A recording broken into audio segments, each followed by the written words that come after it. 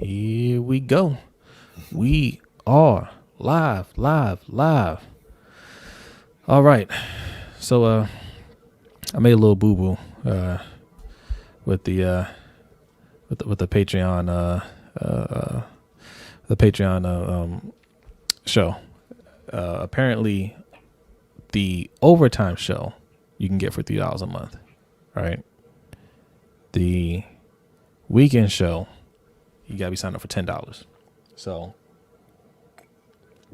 if you just signed up, hey man, my bad. Sorry about that.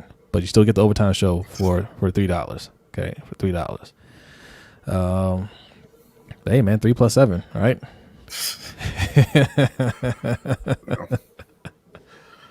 Yeah, we're changing up the tiers a little bit. So it's published already. Like it's correct on the site. Yeah. But all right, man, give you guys a second or two to come in here, and we're gonna keep the conversation going. So on the public stream, we wanted to be a little bit more positive. I know we kind of give off this negative vibe sometimes about the Ravens, and we're not trying to be negative. I mean, some people think that. I mean, that's not true. Right. That's what I said. Like, we kind of, it seems, it appears that we're getting off a negative vibe. We're not. But we're just realistic about our teams.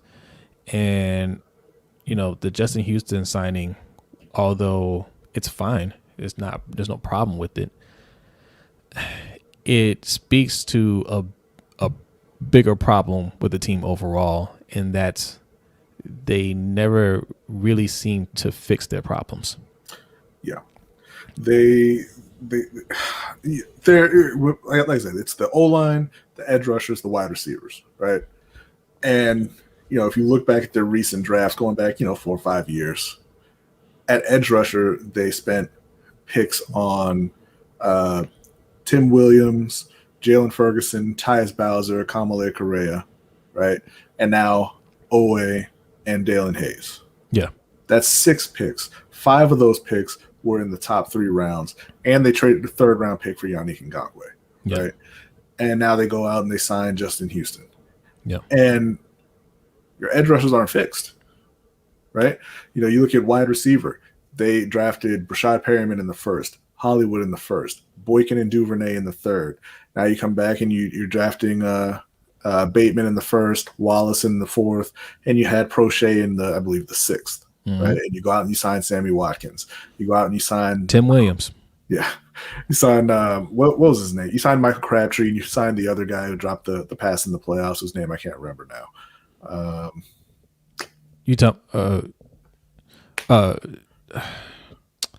John Brown? You talking about John Brown? No. The guy who was open, he just let the ball, bounce off his hands, and he had wide open field in front of him. They let him go the next season. He signed in Carolina.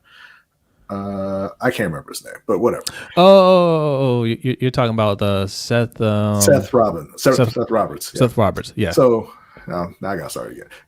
Brashad Perryman in the 1st, Hollywood in the 1st, Rashad Bateman in the 1st. Yeah.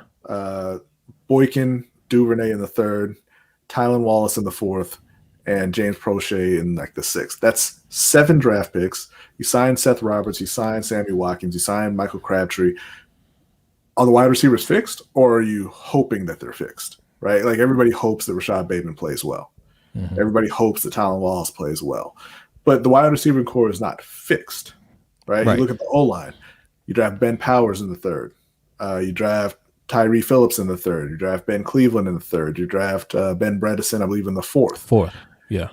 And you keep throwing picks at these positions, and you're not fixing those issues. Right? And we straight up did nothing at tackle. We did nothing. And center.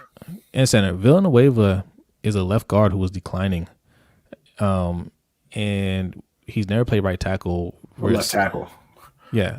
He's never played right tackle before. Like, we're assuming he's gonna do okay, and if he doesn't do okay, hopefully Tyree Phillips can step in there and play well. That's just hope. That's not fixing the problem. Right. Center. We took a center from college, played for Alabama, right? And we knew he couldn't play center, in the league. That's why he had to play guard. He tried a little bit of center, didn't work out. We tried him out of guard, and then they said, "Oh, he's good enough to play center and guard this year." But if he was good enough to play center last year, why didn't he? Because we struggled at center. Yeah. So, right. So now we're hoping he works out at center. So center, right tackle, left guard, those are question marks.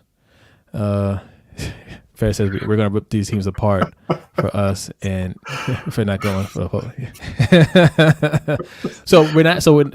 but again, we're not ripping them apart. We're just telling you what we're concerned with. And these are legit concerns. You can't say we have it fixed. Now, wide receiver, had we signed AB, we'd be saying they're straight.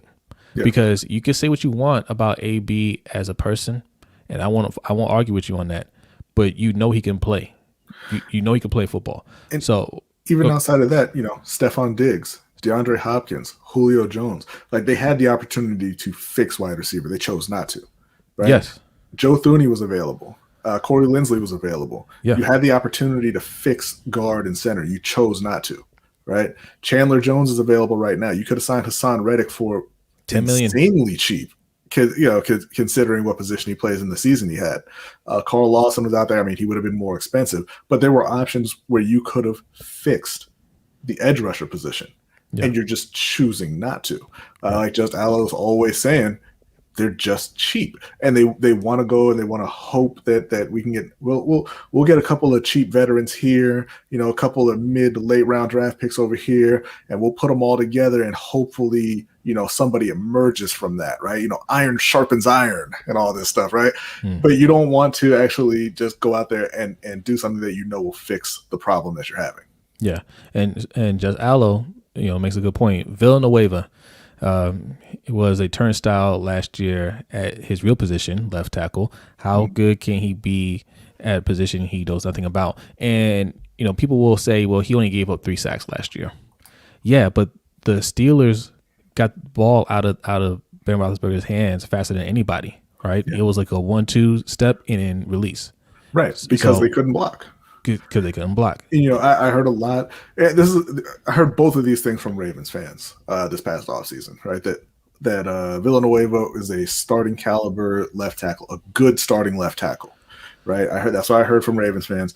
And then I also heard that left tackle is one of the hardest positions in the league to fill. And that's why they were going to get a king's ransom for Orlando Brown in the trade, because you can't get good left tackles, right? So a good starting quality left tackle, Pro Bowl left tackle, hit free agency, and nobody wanted to pay him to play left tackle. He's playing right tackle for a little bit of money in Baltimore. Yeah. Yeah.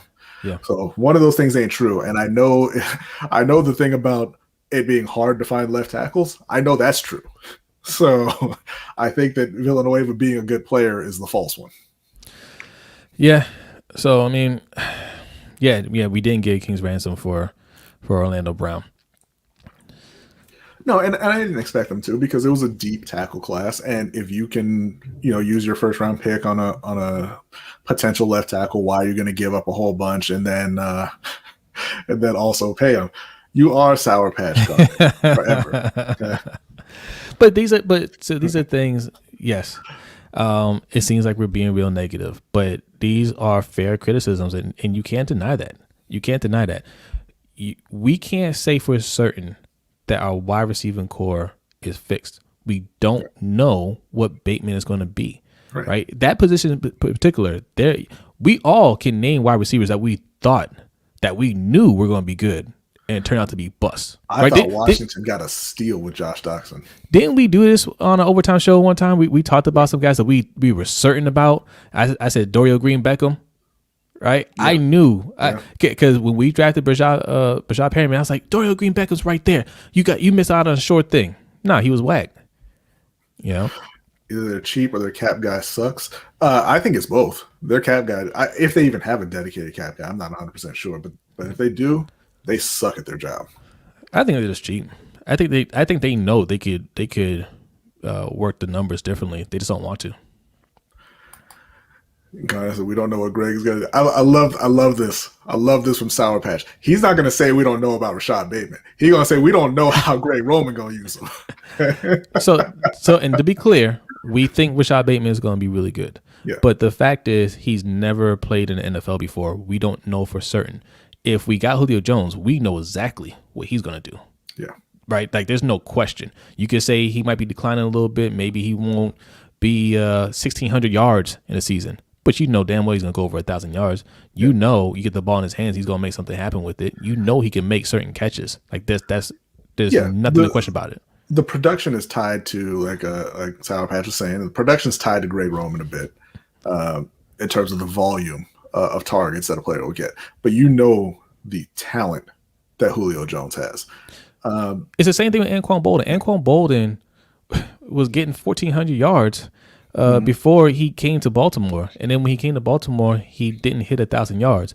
But you knew what kind of player he was, and you knew when you threw the ball his way, he was going to make something happen, right? Yeah. We want that caliber of a player here, and we don't know if we have that yet. I mean, no, we don't have that yet. Rashad Bateman ain't going to be that this year. He might grow into that, but he's not going to be that this year, not in his rookie year. Hollywood, he could have a breakout year. Maybe Sammy Watkins. Sammy Watkins has the tools to be that, but he hasn't been that. Yeah, and that's why I think it's a little tough to count on Sammy in that way because, he's got the talent. He's had the talent from day one, and he's never put it together except for one half of one season in Buffalo. Yeah. And to be fair, and the playoff run in Kansas City. He showed up for that playoff run. But I don't know that you can realistically expect him to be, what everybody wanted him to be coming out of Clemson in Baltimore. Like it's been a long time. And man. I remember that game too, man. Yeah. He missed 2 games. He's like, I'm back. Mm-hmm. But yeah. So I mean, and that's, we're both pretty high on Bateman, right? And I both think that Tylan Wallace will be fine. But this is the other thing that we didn't really talk about. I mean, it's even if they are what people want them to be, it's going to be really, really tough for Baltimore to make the playoffs in the AFC. It's just a tough conference. I mean, we had the dude talking about they're going to go undefeated. They ain't going undefeated. There's no chance of that. Like, you're looking at Baltimore Ravens fans are putting a lot of stock in Cleveland's just not as good as they look and everybody thinks they are. They're putting a lot of stock in Ben Roethlisberger's fat, so they're not going to be good. There's a legit chance that they end up the 3rd best team in that division. And at that point, it's going to be extremely tough to get a wild card. If Bateman ends up being a good wide receiver, we're still at the bottom of the league in terms of like wide receiver cores, right? Mm-hmm. We're a bad group. Yeah. There are only maybe five teams that have a worse wide receiver core than we do. Here's the thing on it. If fitting in Baltimore means what Miles Boykin is, then fitting in Baltimore is worthless. Yeah. If they're not, if a proven commodity, and we're talking about star players, some like your all-time greats, if they don't fit somewhere, that's a problem with your coaching staff. Because we can't say, we don't know if they're going to fit. I mean, the Ravens have said Michael Crabtree fit, Seth Roberts fit, Sammy Watkins fit. Yeah, that don't mean anything. Lee Evans fit, TJ Houshmazili fit. Like the only thing that doesn't fit in Baltimore is a player who wants his money. That's the only thing that doesn't fit in Baltimore. Yeah, and it has an alpha dog mentality. Yeah. But I mean, it's exactly fair. You make him fit. You can't bring somebody in like Julio Jones and say he doesn't fit what we do. Get that up on screen so we can make that the thumbnail. We're gonna screenshot that and send it right to Matt. Don't worry. But you can't say somebody like Julio Jones, who there's no flaws in his game. There's nothing he can't do. You can't bring somebody in like him and say he doesn't fit what we do, because that's exposing you as a coach. Yeah. Right. That's saying you don't know what you're doing. It's easier to bring in a rookie, right, or a player with not a lot of experience and say, oh, well, he's going to grow into that. Oh, he's a rookie. Oh, it's only his 2nd year. Oh, it's only his 3rd year. right? He'll grow into that. That just buys you time. But when you get somebody that knows what they're doing, there's no excuses. They got to Yeah, perform. it is on the coaching, Garner. And here's the thing. If you bring in Julio Jones and Greg Roman or John Harbaugh ultimately, because it is his responsibility, if they don't make it work, then they get fired and Julio Jones is still there. Yeah. But if you say, I don't know if Greg Roman can use this guy, we shouldn't get him. Greg Roman still gets fired, because he can't run the offense, but now you don't have Julio Jones. Yeah. So, but the overall point I wanted to make with this is, guys, like, we don't know. Like, I mean, we feel good.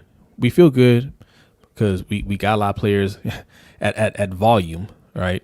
But we could be a bad team. Jose, I'm starting to think you don't think Harbaugh is a great coach. Is a great of a coach. Me either. Yes, just Allo. Yeah, I yes. Shh. Right. Yeah. But my point is, you do it anyway. Yeah. And make everybody see, it doesn't fit. Yeah. But so I mean, let's take a look at it. The wide receiving core. Bateman may not be ready this year. Right. He could just be okay. He's not really ready to break out. Right. Hollywood will play well. Mark Andrews will play well. Right. But they're not top tier. Right. And the rest of that wide receiving group, they can just be whack again. Like, they could all suck. None of them got you could, if Boykin doesn't get better, Duvernay doesn't get better, Tylan Wallace is just a guy like if that could happen, that would surprise me. Mm-hmm. Right? That could happen.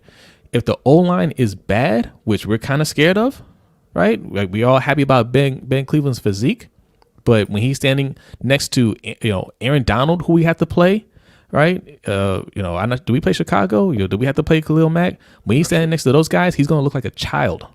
Okay, if he gets the starting job, but left guard, left tackle, because we don't know how healthy Ronnie Stanley's going to be. Right tackle, okay, center. Those are all question marks. Now all these things could turn out to work out, but we're not set there. Okay, if we got Rodney Hudson, right, we know we got a legit center. If we had kept Orlando Brown, we know we have a right tackle. And we're sitting here saying, okay, we got Kevin Zeitler now. We're set for the most part on the O-line. We're not questioning it. If we gotten Julio Jones, we know our wide receiver core is set. Like, we're not questioning it. So there were moves we could have made to where we know going in, this area set. But right now, wide receiver, O-line, and even edge rusher. Although I don't think edge rusher is going to hurt us long term, because I think overall the defense is fine. But edge rusher, we don't know. Like, they could all suck. They could all suck this year. The interior D line is a question as well. Like, you don't expect to get much in terms of pass rush from them, but Calais Campbell is in his mid-30s. Brandon Williams is in his mid-30s. Derek Wolfe is, I think, 33 as well. Like, if they all, Campbell's already in decline. Brandon Williams is already in decline. If Derek Wolfe goes into a steeper decline, like, they might just be bad on the line. Yeah. And that's not even just in terms of the pass rush. They might not be able to stop the run up front either. Yeah. So that's our whole point of just not actually fixing issues. Like, that's why I said if everything works out, we got lucky. Yeah. And look, I'm always annoyed when I see people really go hard for EDC. I go to EDC, we trust, build them a statue, blah blah blah. Because you're getting all this credit off the back of Lamar. Like, it's a bad team without Lamar Jackson and Ozzie, because Lamar was Ozzie's pick. Well, yeah, but without Lamar, that is a bad team. It's not they're not just worse; they are a bad team. But even outside of that, if everything goes well, the line plays well, the receivers show up, the edge rushers are a little bit better, they could still miss the playoffs. I mean, you get 3 wild cards. I mean, obviously they can win the division, right? They could, obviously. But if they don't, you're battling Cleveland and Pittsburgh, for a wild card. You look at the AFC East, you're going to be battling Miami, New England. You look out to the West, you're going to be battling the Chargers and the Broncos, maybe the Raiders. And then who knows what you see out of Jacksonville with Trevor Lawrence, what the Colts are now that there's all these questions about Carson Wentz. And even Houston. I mean, Deshaun Watson's still there for now, so we'll see. But the point being, there are 3 wild card spots, and it's gonna be tough to get them. It's a very deep conference. Yeah. So I mean, that's the other half of our Justin Houston take. The Justin Houston take was it's whatever, it's fine. Yeah. Overall, it's fine. But like I said, it just shows that they're more interested in just getting bargain deals. And Garnett has said this a while back. Like we like shopping at on the clearance rack, right? That's absolutely what we like to do. And fans get all hyped up about these bargain deals, thinking that we're being the most efficient team in the league. Yeah, we might be the most efficient team in the league, but that doesn't get you Super Bowls. We play this game to win Super Bowls. Right. Okay. So I'm not impressed by that. All right. No. Make a splash so we can make a serious run. Right. There are teams in this league that expect to be there. Yeah. Right. Kansas City and the Bucks and Green Bay. Mm-hmm. They also, and there's probably a couple other teams out there I could think of. I think right now Buffalo expects to be there as well. They're making moves like they expect to get there. I would say the Rams too. Mm-hmm. I think the Rams felt like if they had better quarterback play last year, they'd have been right there. And what did they do? They went and got Matt Stafford. Now, little they know, Matt Stafford can't win you any playoff games, but they expect to be there. I don't think Ravens fans expect to be in the Super Bowl. No, Ravens fans. This is a thing that I saw in the Panthers fan base a lot too. They want to sneak up on people. Yeah, and in order to do that, you have to have less talent. That's just what it is. Yeah, you're hoping that the guy that you drafted in the 7th round, who everybody knows is bad, turns out to be great, and that's not going to happen. And I know for the Panthers that traced back to Jake Delhomme, because he was a 5th round pick for the Saints. He wasn't anything over there. He got cut. Carolina picked him up, and all of a sudden, he was kind of a lightning rod for him.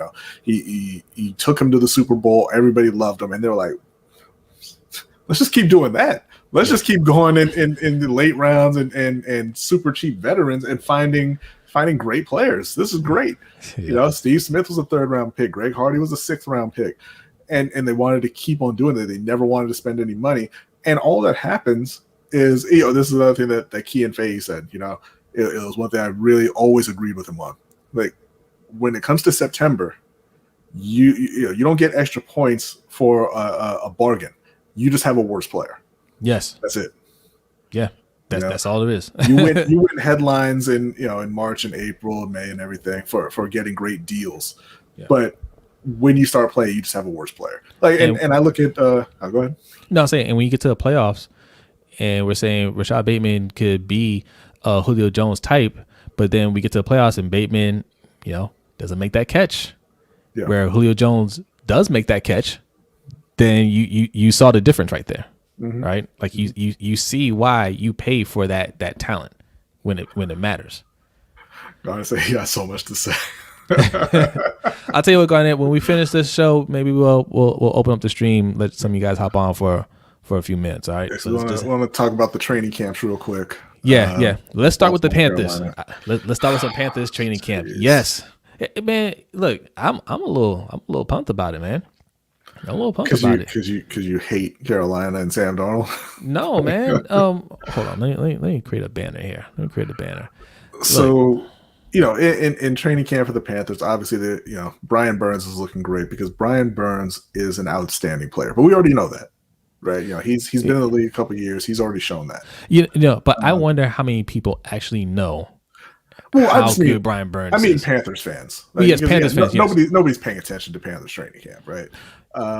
I think the rest of the league is going to find out this year how good.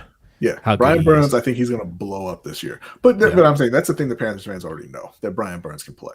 Yeah, you already know that front 7 is nasty with Derek Brown and Daquan Jones and Hassan Reddick and Burns and Gross Matos and all the guys that they brought in, Morgan Fox and everything. The questions in Carolina are on the O-line and at quarterback. and the questions are getting the predictable answers right now. They're not good. Sam Darnold has not looked good. He's I was been going to picked ease off. into that part of it, but okay, Nah. There ain't no easing in on Sam Darnold. This was a trash move to begin with, right from Jump Street. This was a trash move. All right, and he's out there underthrowing the ball, getting picked off by rookies. He looks bad. Now, to be all the way fair, a good portion of that is tied to the bad O-line. Right? No, not right now. It's not. No, it is. They're not allowed to hit him. They're not allowed, but I mean, look, man, look. Like they're still in his face, okay? Like, look, be a performer, right? Stand in there and make the throw, even though you wouldn't be able to make that in a game. He's not making the throws. Listen. When Brian Burns completely just scorches Cam Irvin, and he's running on a beeline straight at you. Yes, he's not supposed to touch you, but he's coming pretty fast, and your guy didn't even attempt to block him. He's a heady player, right? Okay, you know he's not going to hit you. Like, man, that's a scary. I don't blame him. I don't blame him because I don't blame him for that. But here's the thing: he's been in the league for 3 years. He sucks. We know he sucks, and he's showing that same thing. But yes, to move on to the next point here, the O-line is, it is awful for what we're seeing so far. And, I knew that Cameron Irving and Pat Elflein couldn't play. I knew that. So that's why I hated those signings from the beginning. Yeah. But, the Deontay Brown, who I thought maybe he could step in and take over a guard spot this year and play He's going to need some time. He's getting murdered so far by the interior line. Yeah. It's not pretty. I'm not going to give up on Deontay Brown yet. He's just going to need some time. I'm not giving up on him, but I'm talking about for this season. Oh, yeah. You can't. This is why you can't rely on mid to late round rookies and just plugging them into your O-line day one. You can't. They have absolutely no answer at left tackle. They're talking about moving Taylor Moton, who's the only proven player on the O-line, moving him from right to left. And a couple things. One, now the right tackle sucks. Like, what does it matter? But in today's NFL, edge rushers come from both sides. So it does. I mean, you're not really okay. You're protecting his blind side technically, but does it matter if he can see the rush coming? Like for Sam though, huh? I think both sides of the blind side for Sam. But I'm just saying, like, even if he could see a guy completely unblocked coming his way, like, what does it matter? Yeah, like, you're still gonna get hit. And the other part of that of the Taylor Moton thing is just, listen, man, you are absolutely not going to negotiate a contract with me as a right tackle and then immediately move me to left tackle. That is not happening. He got $18 million a year, which is, it's above what you normally pay a right tackle, thanks to Ryan Ramczyk in New Orleans kind of resetting that market. But left tackles still get more. So you're not negotiating that and then moving me to left tackle. Yeah. Just Allo says if Christian McCaffrey gets mounted, I'm gonna laugh. Laugh at Christian. Christian McCaffrey is a legit hero. Do not laugh at Christian. Okay? Listen, so I was joking with B earlier about this, but I was only halfway joking. If Moton moves to left tackle and he's doing well, by game 6, we're having a hostage situation over here. Listen, guys, I'm gonna need you to redo my contract like right now, or I'm gonna retire. Sorry, you're not gonna get 17 games out of me playing left tackle when we just did a deal for me to play right tackle. Yeah. I'm gonna give you a little taste, a little sample, okay? And once you get hooked, all right, it's time to pay up. But you're not getting 17 games out of me at left tackle. He's gonna be Taylor Pusher Man Moton. Pusher Man. Yep, that's gonna be his new name. Pusher Man. Okay, Pusha T. Pusha T. That's what we're gonna start calling him. All right, Pusha T. I'm gonna give you 6 games, and if you like what I'm doing, all right, you have 2 options. No, man. Listen, even the fools at Electronic Arts know that Carolina ain't making it. They were the second lowest rated team in Madden this year. This ain't nothing. This isn't a me thing. Don't make this a me issue. This is a Scott Fitterer, Matt Rule, and David Tepper issue. All right? Yeah. So okay, all right. So seriously, the best way to mitigate this bad O line is going to have to do like the Steelers did last year, and you're going to have to develop a fast, snap count, right, or release. The thing is, they've got one of the dumber quarterbacks in the league. Well, hold on. Don't step on my take here. Don't step on my take. No, what I'm gonna say is like they're gonna have to release the ball faster. Yeah. Right. And you have to develop an offense where you're getting the ball out of his hands quicker. Now, the thing with Darnold, right, which was supposed to be more appealing than having Teddy Bridgewater, is he has a big arm, right? So if you're taking that away and you want to just have a faster release of the ball, Teddy Bridgewater would have been more ideal. Yeah. So yeah, I mean, as far as his IQ, look, man, it doesn't matter. Like, he has to prove it, whether he can or he can't. Like, whatever they ask him to do, he has to go out there and do it this year. So the best way to protect him is to get the ball off his hands quicker, shorter routes, slants, just quick dump offs, whatever. Use Christian McCaffrey more in the pass game, like things like that. That's the only way you're gonna be able to protect him. And let me take that back. I don't mean to say that he's one of the dumber quarterbacks in the league. I don't. That's not what I'm trying to say. He makes poor decisions under pressure. He makes poor decisions with the ball in his hands. I don't think he's a dumb guy, but I don't think that's going to work for you. And I'm struggling with it because you were in a position where if Sam Darnold was your guy, and you're like, we're going to roll with Sam Darnold, we believe in Sam Darnold. Why didn't you draft the left tackle at 8? J.C. Horn, if he turns out to be the next Deion Sanders, what does it matter if you don't have a quarterback and you don't have an O-line? It doesn't at all. Yeah, so, that's the thing. When you have your franchise quarterback, when you think you have your guy, then everything that you do needs to be around protecting him and getting him weapons, because you're going to win with your quarterback. Now, yes, you can win with a game manager. It doesn't have to be centered around your quarterback, but you still have to protect them. But when you have a game manager, it's even more important that you have a good O-line. Well, yeah, and weapons, to be honest. Yeah. They've got the weapons. Not worried about the weapons. No. But I'm worried about their ability to get the ball to them. Yeah. So that's that. But on the defensive side, they got this. We are planning to draft all defense until it's complete, and then go offense. Defense looks good. The defense looks good. I think there's still questions in the secondary. There's no questions about my man, Jeremy Chin. Okay, Jeremy Chin. There are questions about Jeremy Chin in coverage. I don't like the answers. Okay. I think he's going to step it up this year. I think Jeremy Chin is going to be an excellent player for you guys. So he's looking good. JC Horn's looking good. Yeah. They don't seem to care about protecting their quarterback no matter what. It doesn't matter who it is. They didn't care about protecting Bridgewater. They don't seem to care about protecting Darnold. So I don't know how they expect to last long term in the NFL. Yeah, that's yeah. But yes, the secondary, J.C. Horn, Dante Jackson is in a contract year. Dante Jackson, you're going to get the best out of him. Is that going to be good enough? I don't know, but you're going to get the best out of Dante Jackson this year. Maybe, but he's a guy who's been up and down since he's been in the league. J.C. Horn's a rookie. A.J. Bouye is several years past him being a top corner in the league. And he fell off hard. I hope maybe he bounces back a little bit from his lowest point. Yeah. But you're not deep at corner. Even though you drafted a few corners a year before, Troy Pride is still there, and Stanley Thomas Oliver. I don't know. He's got 3 names. He was a 7th round pick. But they've got questions at safety in terms of coverage. Like Jeremy Chin, I don't think can cover. But he's not a problem. Jeremy Chin is a playmaker.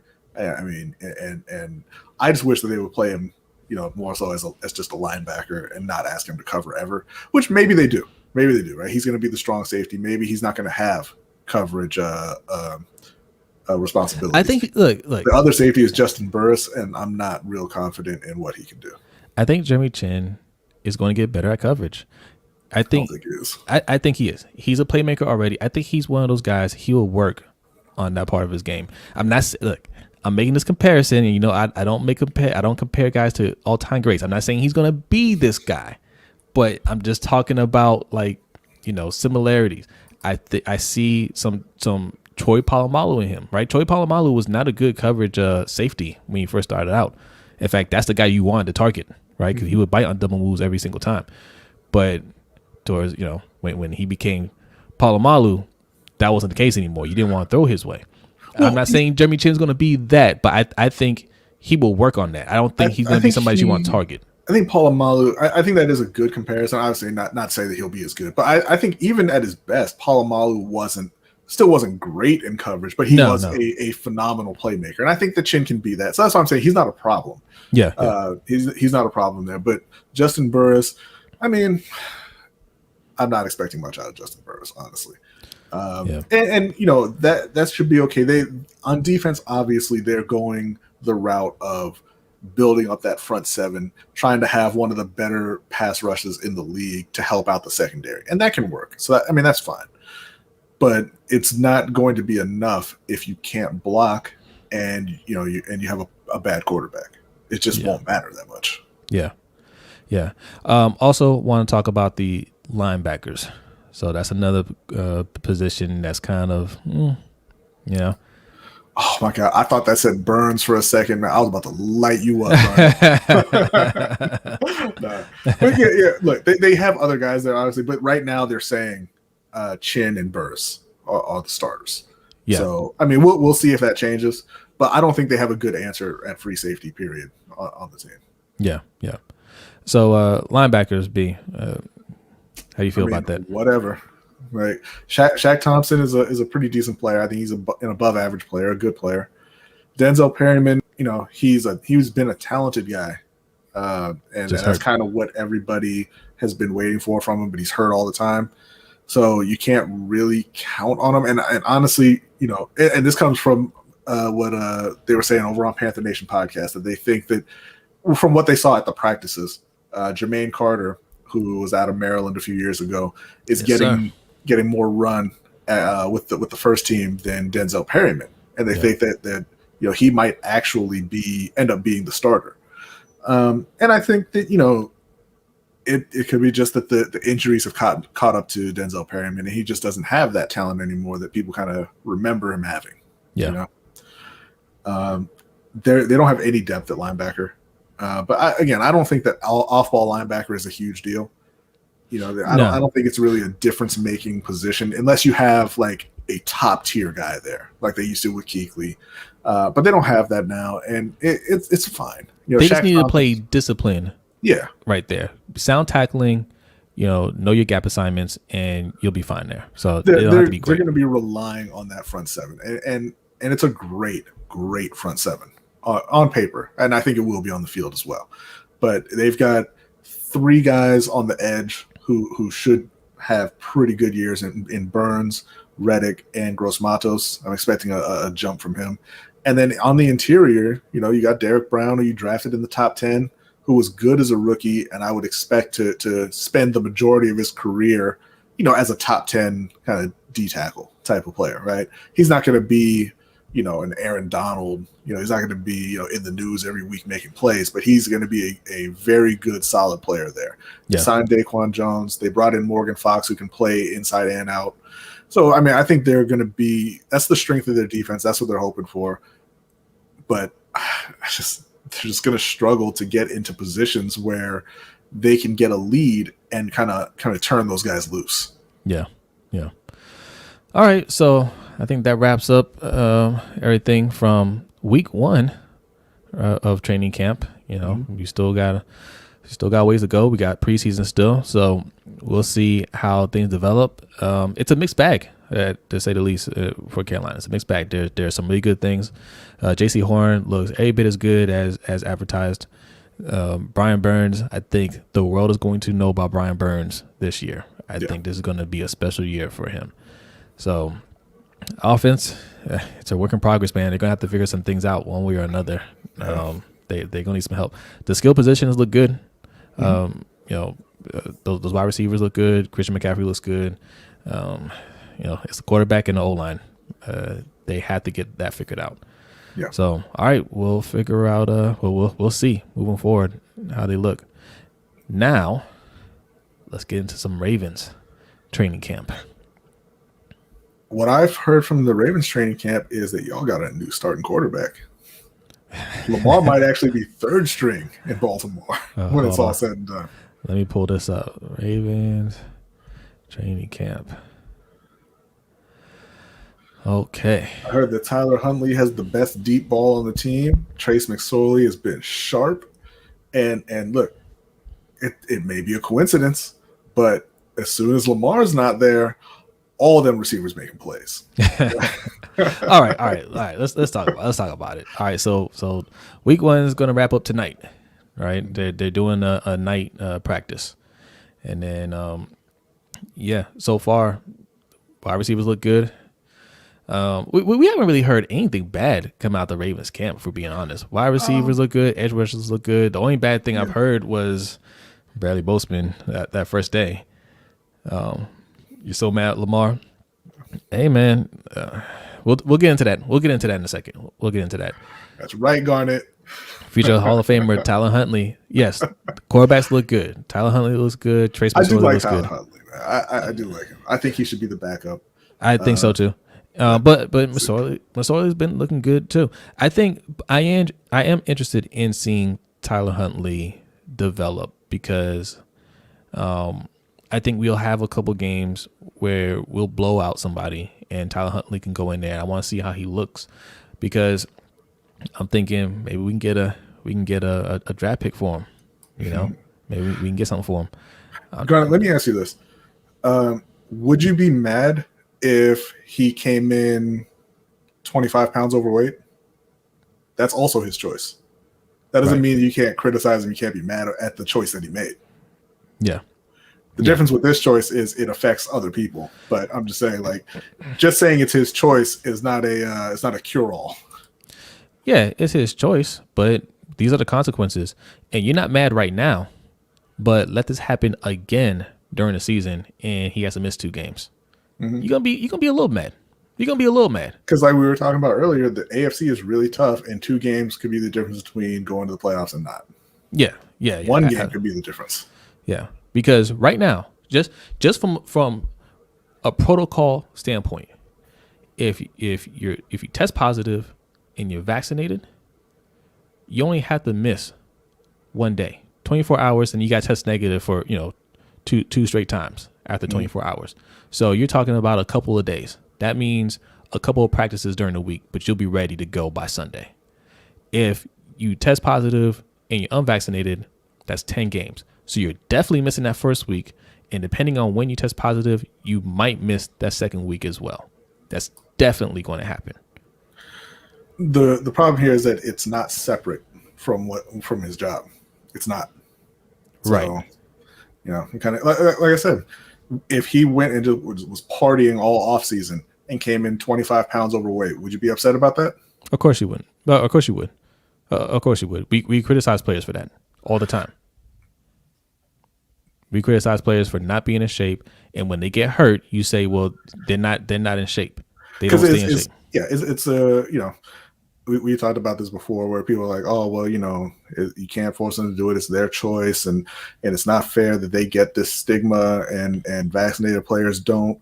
Well, it's the same thing as, hey, if a player comes in and gets hurt in practice and tears an ACL in practice and misses the season, you don't blame them. They were at practice doing what they were supposed to do.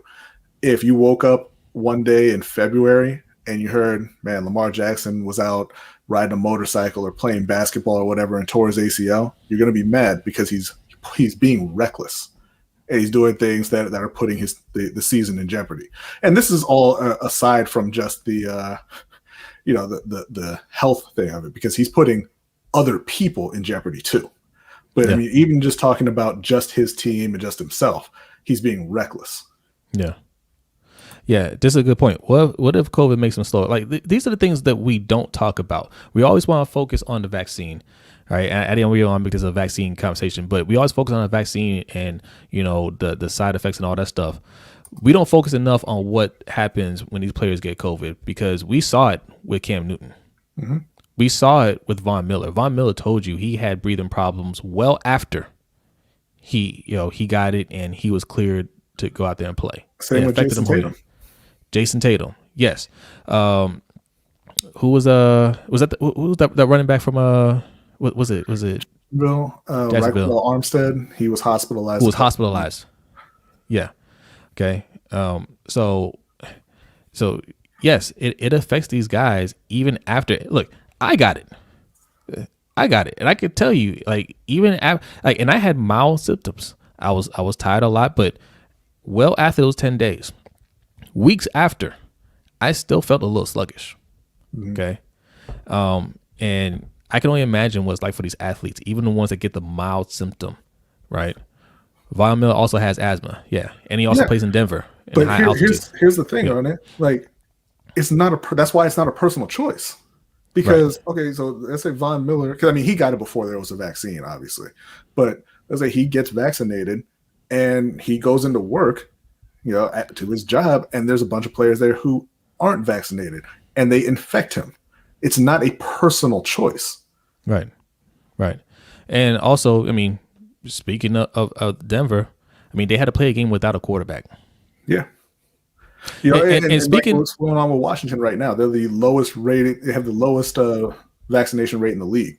Their coach is coming back from cancer treatments. It's not a personal choice when you're going in and endangering Ron Rivera's life. See, Ravens fans have short-term memory, because when we had an outbreak last year, and Lamar and a bunch of other players had to miss time, we were all pointing at the strength and conditioning coach, and everybody around the league, and even us, were like, "Man, fire him. He should be fined. He should be fired. Why is he still like?"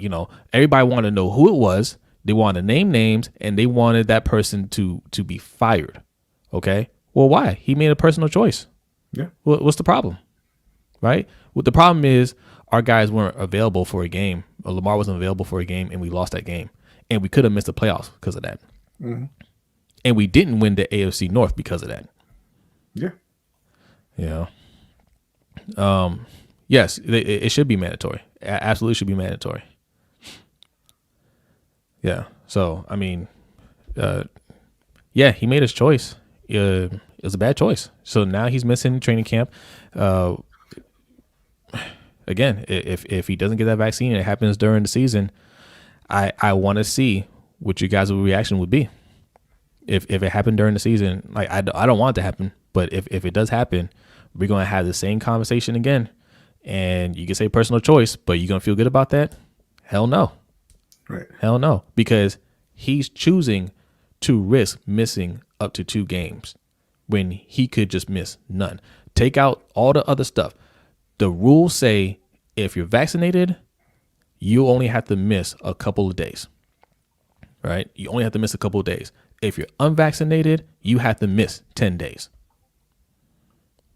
Protecting yourself against a communicable disease. Yep. It's not a personal choice. I agree. Because to make it a personal choice, what you need to do is say what DeAndre Hopkins said. Now, I don't agree with DeAndre Hopkins, but he said, "Hey, if you're gonna make the vaccine mandatory, then I'll just quit." Yeah, then quit. Yeah. I can respect that. Quit. So if you don't want to get it, then don't go to work, because you're putting other people at risk. And Hopkins is lying. Let's be real. Hopkins is lying. He is. But people say, "Oh," I've seen a lot of people say, "Hey, yeah, I agree that people over a certain age should get it, or people with who are more vulnerable should get it. But I'm young and I'm healthy." But you still pass it to those people, and you won't even know. Right. You're on the field and you're playing with older players too. Like, I mean, you're high-fiving fans, and it's the other thing too. All these people that are like, well, I don't believe in the vaccine or whatever. You don't want to get the vaccine for whatever reason. You guys know this. All the contract talk. Yeah, I mean, I don't think they're related, really. Yeah, they're just trying. I think they're trying to hammer that out still. Yeah. But like that's one problem, not getting the vaccine. But the other problem is these guys also aren't wearing the mask out in public, right? They don't want to do social distancing. They don't want to do any of the things that they know are going to minimize the risk of getting infected. Because whether you believe, no matter what you believe about the vaccine, you know COVID is real. You know it is, because some of you guys are in our comments on these videos talking about, well, you can still get infected even if you get the vaccine. Yeah, because the vaccine isn't a cure. You can still get infected for sure. But that tells me that you understand this is a real thing. And if you know it's a real thing, why are you just going out places where you shouldn't be, mask or not? You don't need to be in a bar. You don't need to be in a movie theater. You don't need to be at practice. You know, I know some of you guys are going to be at that practice. That's someplace you don't need to be, but you're going to be there. Yeah, the reason is because the prevailing attitude in this country is, I don't care about you. You're not me, so I don't care what happens to you. Yeah. You know. So, I mean, look, all right. We went off the rails a little bit. Yeah. Let's bring it back in. Training camp. Yeah. Ravens training camp. Okay. Let's break this down. Yes. The quarterback group without Lamar looks fine. Okay. Mm-hmm. I like McSorley. I like Huntley. I think Huntley, I'm interested to see how he develops. Mainly because I want to see what we can get in a trade for him, because this is Lamar's team forever. Okay. And McSorley, they're going to keep three quarterbacks. Let's just be real about it. They're going to keep three quarterbacks. I don't think there's any real competition. I think Huntley will end up being the backup, and McSorley, I mean, we'll have two backups. Essentially. I don't think any of them are going to go to the practice squad. What are you looking at, B? Did you post the link on Patreon? Yeah. Okay. Yeah. You don't see it there? Oh no, I'm just asking because I see Tony Hendo commenting on our Justin Houston video instead of being up in here listening to the live show. But yeah, I think McSorley's giving y'all some of that smoke and mirrors stuff. I don't like McSorley, but it's neither here nor there. It's whatever.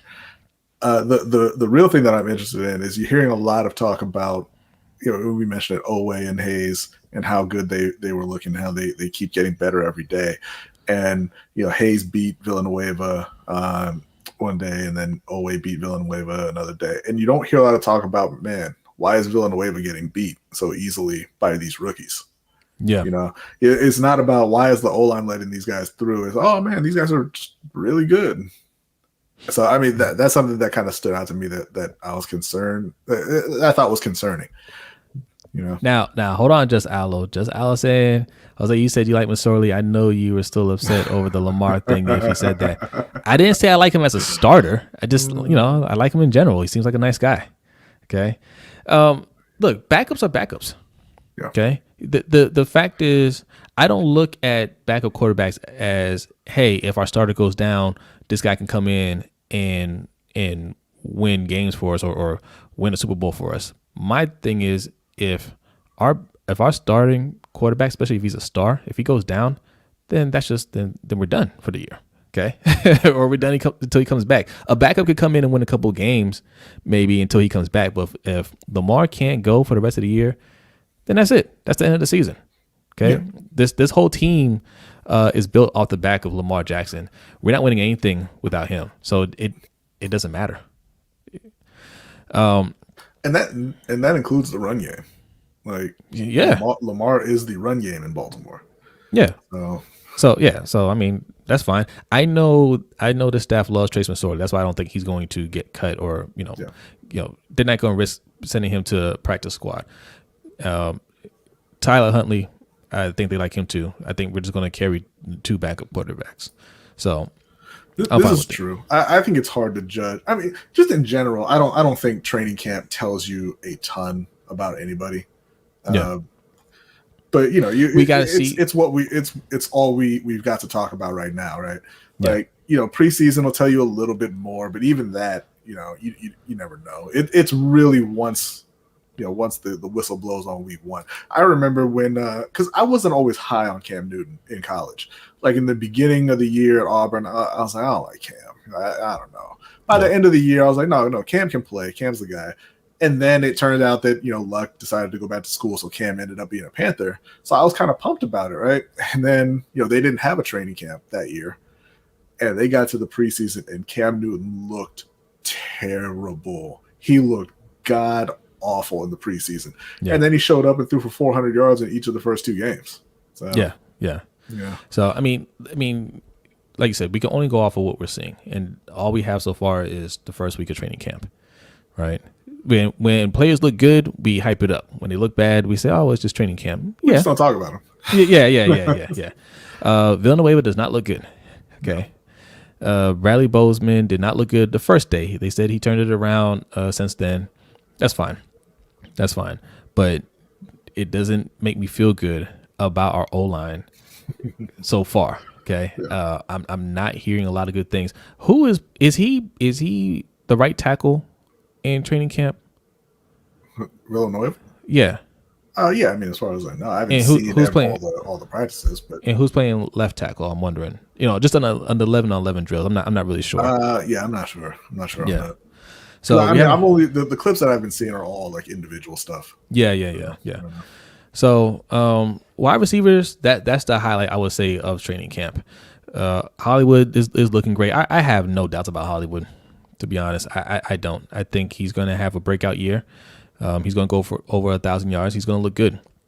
Bateman looks Phillips. He's playing left tackle. Tyree Phillips. Okay. All right. So thank you, Garnet. Yeah, thank you. Bateman, he had a nice catch over Marlon Humphrey, which I'm interested to see how things go tonight, in practice, because Marlon Humphrey is not going to let that go. But I like that. I like that competitiveness from him. I feel good about that so far. Smith has been terrible. He's talking about Andre Smith. There's no chance he's there at the start of the season, right? Like he can't. Yeah. Andre's going to the shadow realm. No, I can't imagine. I think he's. I don't want to call him a camp body, because I mean he was a guy who was at one point a really good player in the NFL, and that feels a little disrespectful. But I think he's kind of a camp body. Yeah. So, but like I said, wide receivers look good. Rashad Bateman is looking good.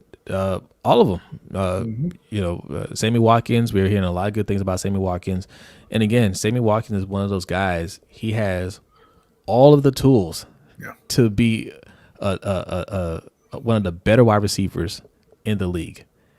He just has to do it. The James Prochet hype train is going again. So, which is again, these are the kind of things. This is why I don't really pay too much attention to what is being said in training camp about these guys. We heard all last year how great Miles Boykin looked. Hearing some good things about Miles again this year. People are all over James Prochet and everything. I remember Devin Funchess was training camp MVP. And it doesn't translate. A lot of times I think that they're picking guys who they feel like they need to kind of hype up, like they need to try and build their confidence. Okay, so here's the thing, and Garnett says that Prochet's stock is growing. Here's the thing. I said this before. I've said this before with Prochet. Unfortunately, it's just how things go. He was picked the 6th round. Yes. There isn't a heavy investment in Prochet. The only way Prochet is going to make this team is if he balled out from day one. He had to ball out in practice, and he still has a chance, right? We got to see what he does in preseason, but he's going to have a Victor Cruz type of preseason where he goes out there and just makes amazing catches. He doesn't drop a single pass. He's just making plays all over the field to the point where it's just like, dang, man, like we can't really let this guy go, can we? Right? Like they're going to have to really question it, because Miles Boykin is also doing well so far. Yeah. Tylan Wallace is the 4th round rookie. Fourth round rookie. He's not getting cut. Okay. Devin Duvernay was a 3rd round pick from last year. He's not getting cut. It is really just Prochet out there by himself, man. Like I don't think he has a chance to make the team. No. And Garnet, I've got 2 words for you here in regards to this. Kiaris Garrett.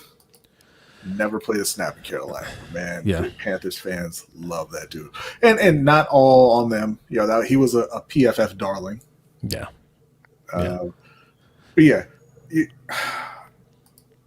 think? I don't think Boykin's going to get cut. Honestly, it depends on how many wide receivers are they going to keep, right? Because Bateman, Hollywood, Watkins, Duvernay, and Tylan Wallace are all locks. That's 5 already.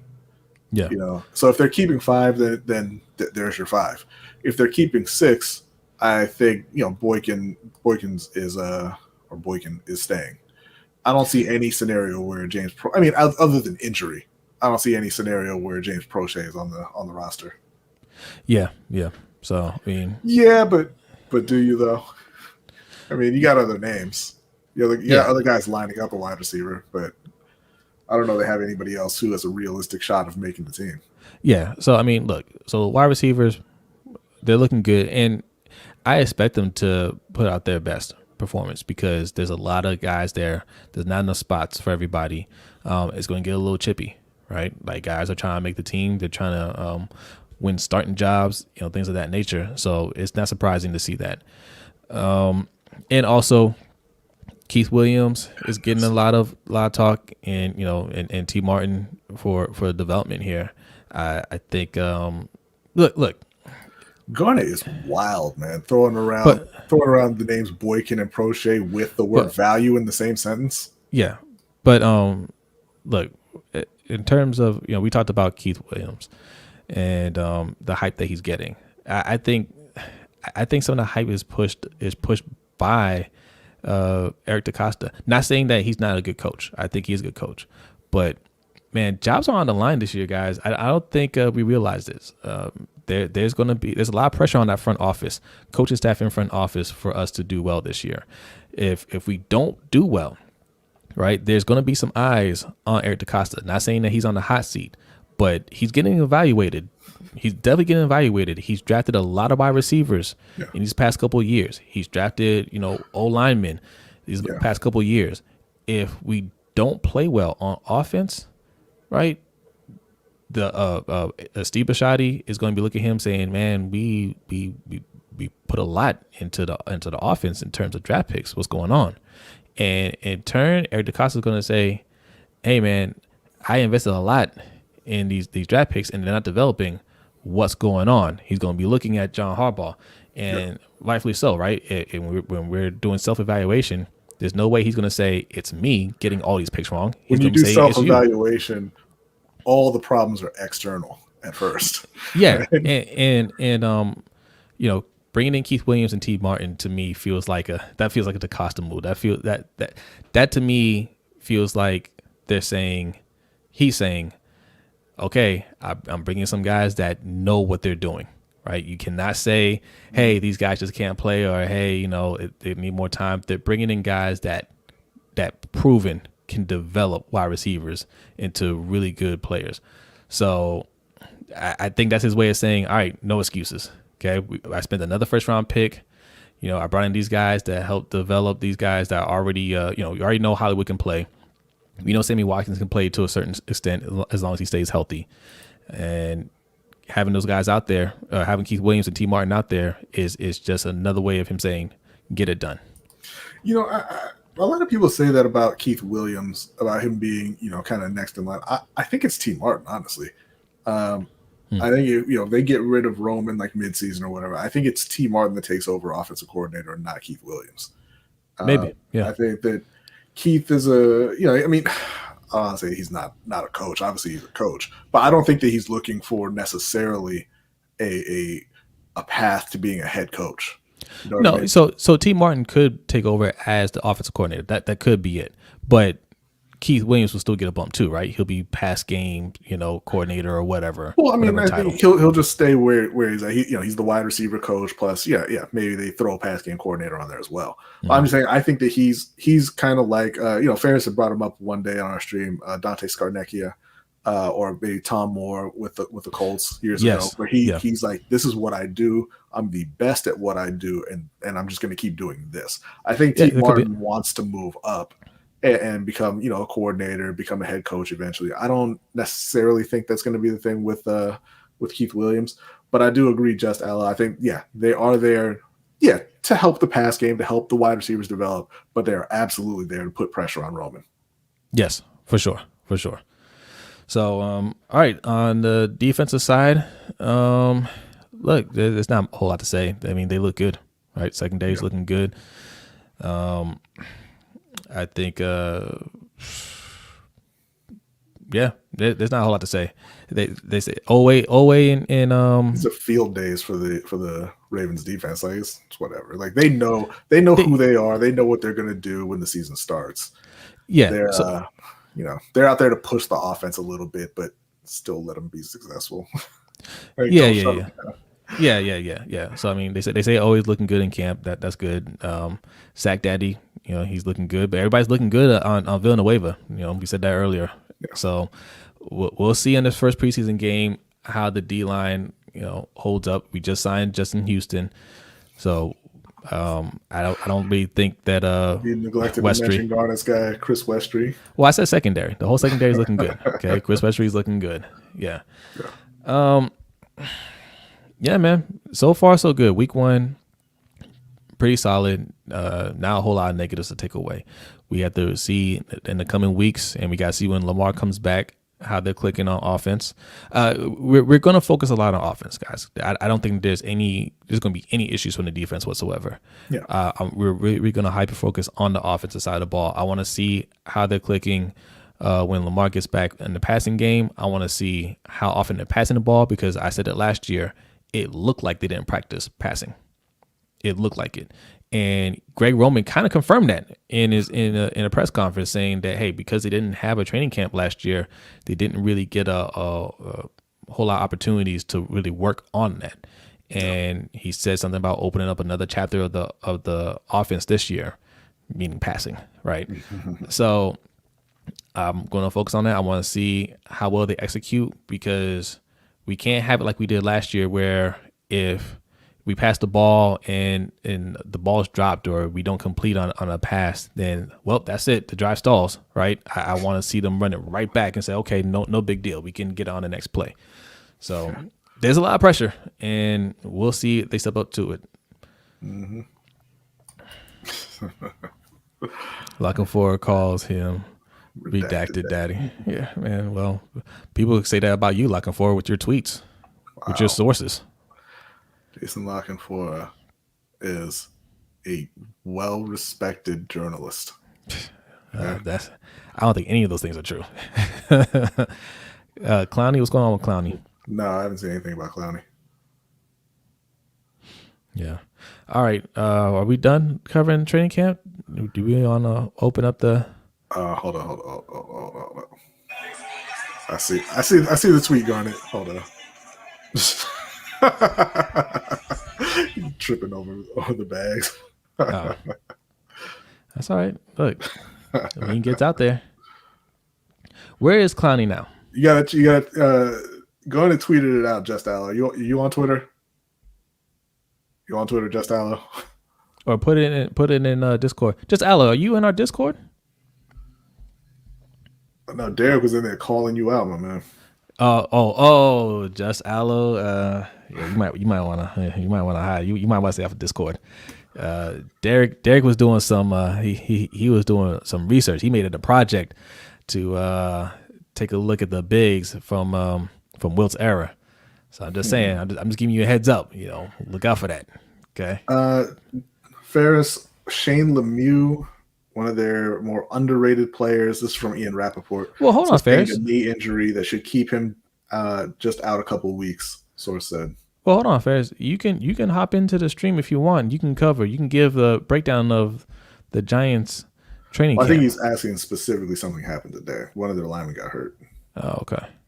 He got a knee injury, but they said he'll be out a couple of weeks. Oh, okay. Okay. Well, how you feel about that? Well, he's not a starter, right? Well, I mean, I don't know. I think they're trying to figure all that out over the next couple of weeks. Yeah. Why are you so down on Bredesen? He hasn't even had a chance to play. Yeah. Look, so for most people are Ravens fans or Panthers fans in here. Ferris is a Giants fan, but if there's any other team that you want us to take a look at, let us know. Ferris, we'll let Ferris cover Giants stuff on here. He can come on here and break it down. We would do it, but he got mad at us last time. Look, he asked us to break he didn't get mad at us. We just made him really sad. He didn't disagree with anything that we said. Okay, just Alex says he's not on Discord. No, that's fine. It's fine. The next overtime show, I'm sure Derek will be in there. And Derek is waiting for Wednesday, my man. yeah, So you might want to make some other plans. Yeah. If you want to get on Discord, the link is in Patreon. I think pinned it should be pinned, but if you want to get on there, you can send me a message. I'll send you the link. Yeah.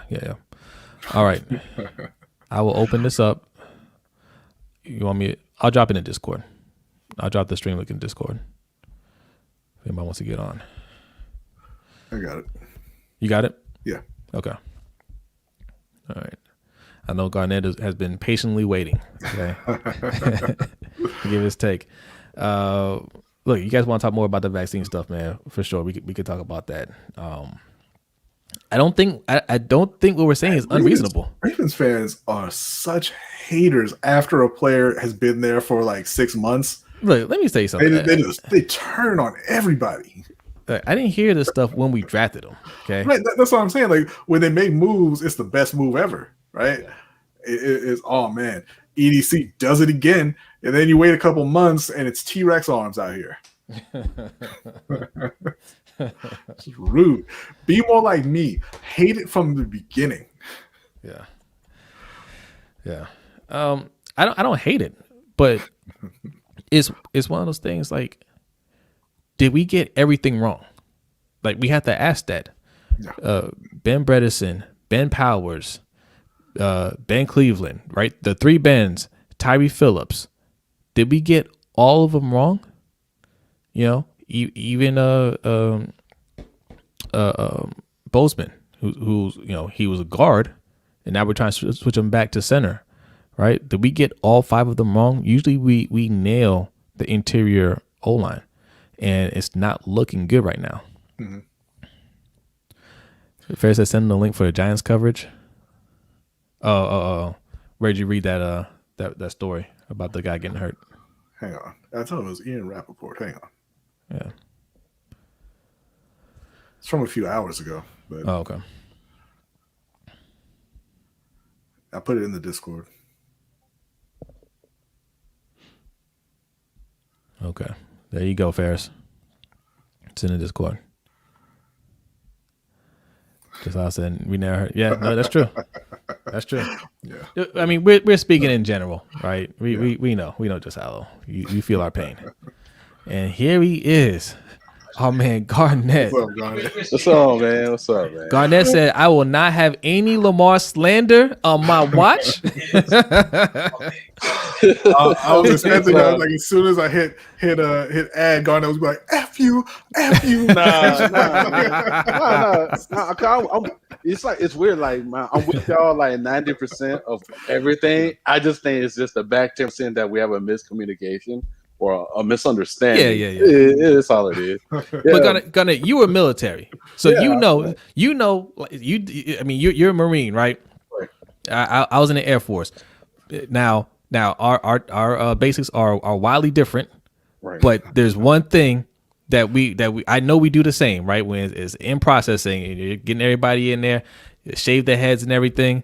And I know you had that one day where they're like, all right, roll up your sleeves, and you stand in the line and they shoot you up with like 6 different shots, right? You ain't got a choice. They're not asking you anything. Absolutely. You don't get a chance to ask, what is it? What are we doing here? What are you shooting me up with? You better walk through that line.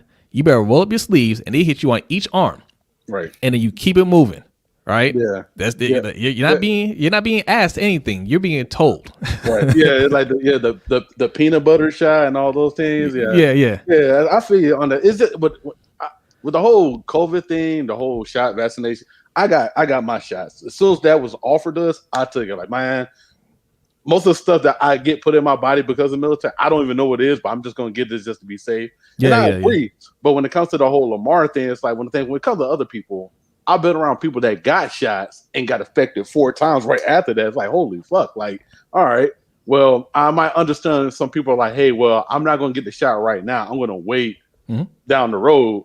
But at the same time, though, this is why I sort of hate how this is why I say I can't really get mad at him. I can only get mad at the NFL because of the fact that You just need to make this shit mandatory. I feel you. Yep, I feel you. Yeah, you're right. You're right. My thing with it has always been my thing with people like, oh, it's their choice, blah, blah, blah. You shouldn't talk down people, who don't want to get vaccinated or whatever. My question has always been, why do you feel like it's your choice to not get vaccinated but still come into work and expose other people? You know what I mean? And I've never gotten an answer to why you think that's your right. Not you specifically. Yeah, but I'm just saying. But every job does that, right? They say, hey, if you're sick, stay home. Yeah. What's right? Up, even though we know people going to work sick because you can't miss a check or whatever. But like that's always their thing. It's like, yo, don't come in sick. Well, yeah, and I was thinking about that the other day. Like, you wouldn't be cool if you were sitting next to somebody at work and they came in with pink eye. Like, no, go home. Yeah. Right. Like, I'm real picky about, like, with me, I eat sunflower seeds in my work, and I know this dude I used to work with, this lieutenant, and this motherfucker were like, no shit, like, ooh, can I get some of your seeds? Like, yeah, hold your fucking hand out. You're not dipping your hand in my ass. Well, I wanted to dig in and get the good ones. So I had a friend when I worked at Fort Meade. I had a friend. Well, he was my supervisor.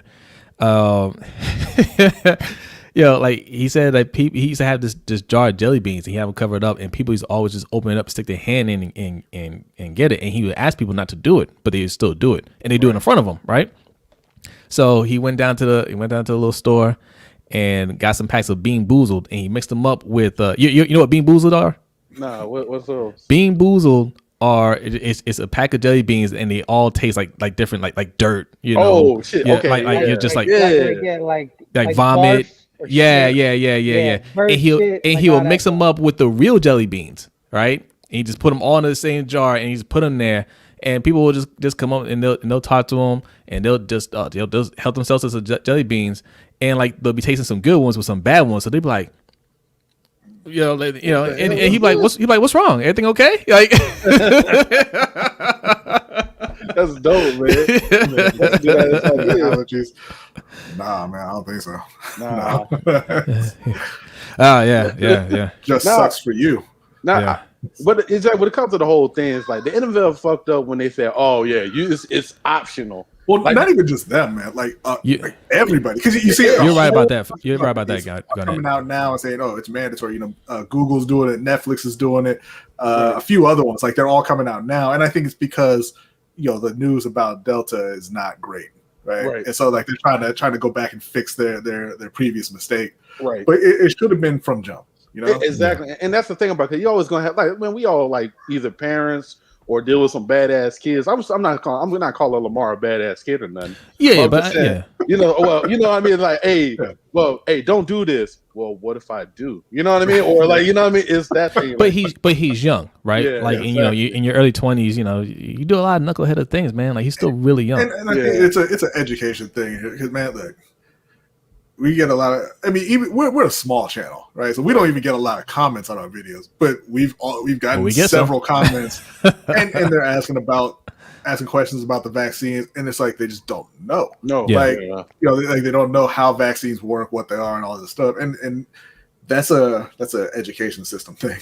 Yeah, like the same thing with the vaccine for us. Like they just made that shit mandatory in the Marine Corps, like on July 27th, the day before. Like the president came out and said, "Hey, on 28th, all military needs to be vaccinated." So it's one of those things where, like, it's crazy. Like, okay, we knew it was going to happen. So why even try to delay the inevitable?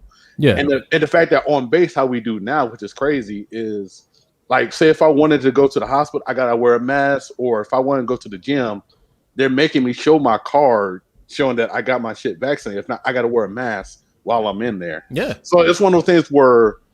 That's why I say when it comes to the NFL side of it, it's like, okay, it almost make it feel like they got rid of the rapid testing, or they're trying to get rid of, or like just go away from it. I was like, all right, well, if they're still doing that, and that was catching a lot of people, or numbers wise, like it didn't really take a huge hit, I should say.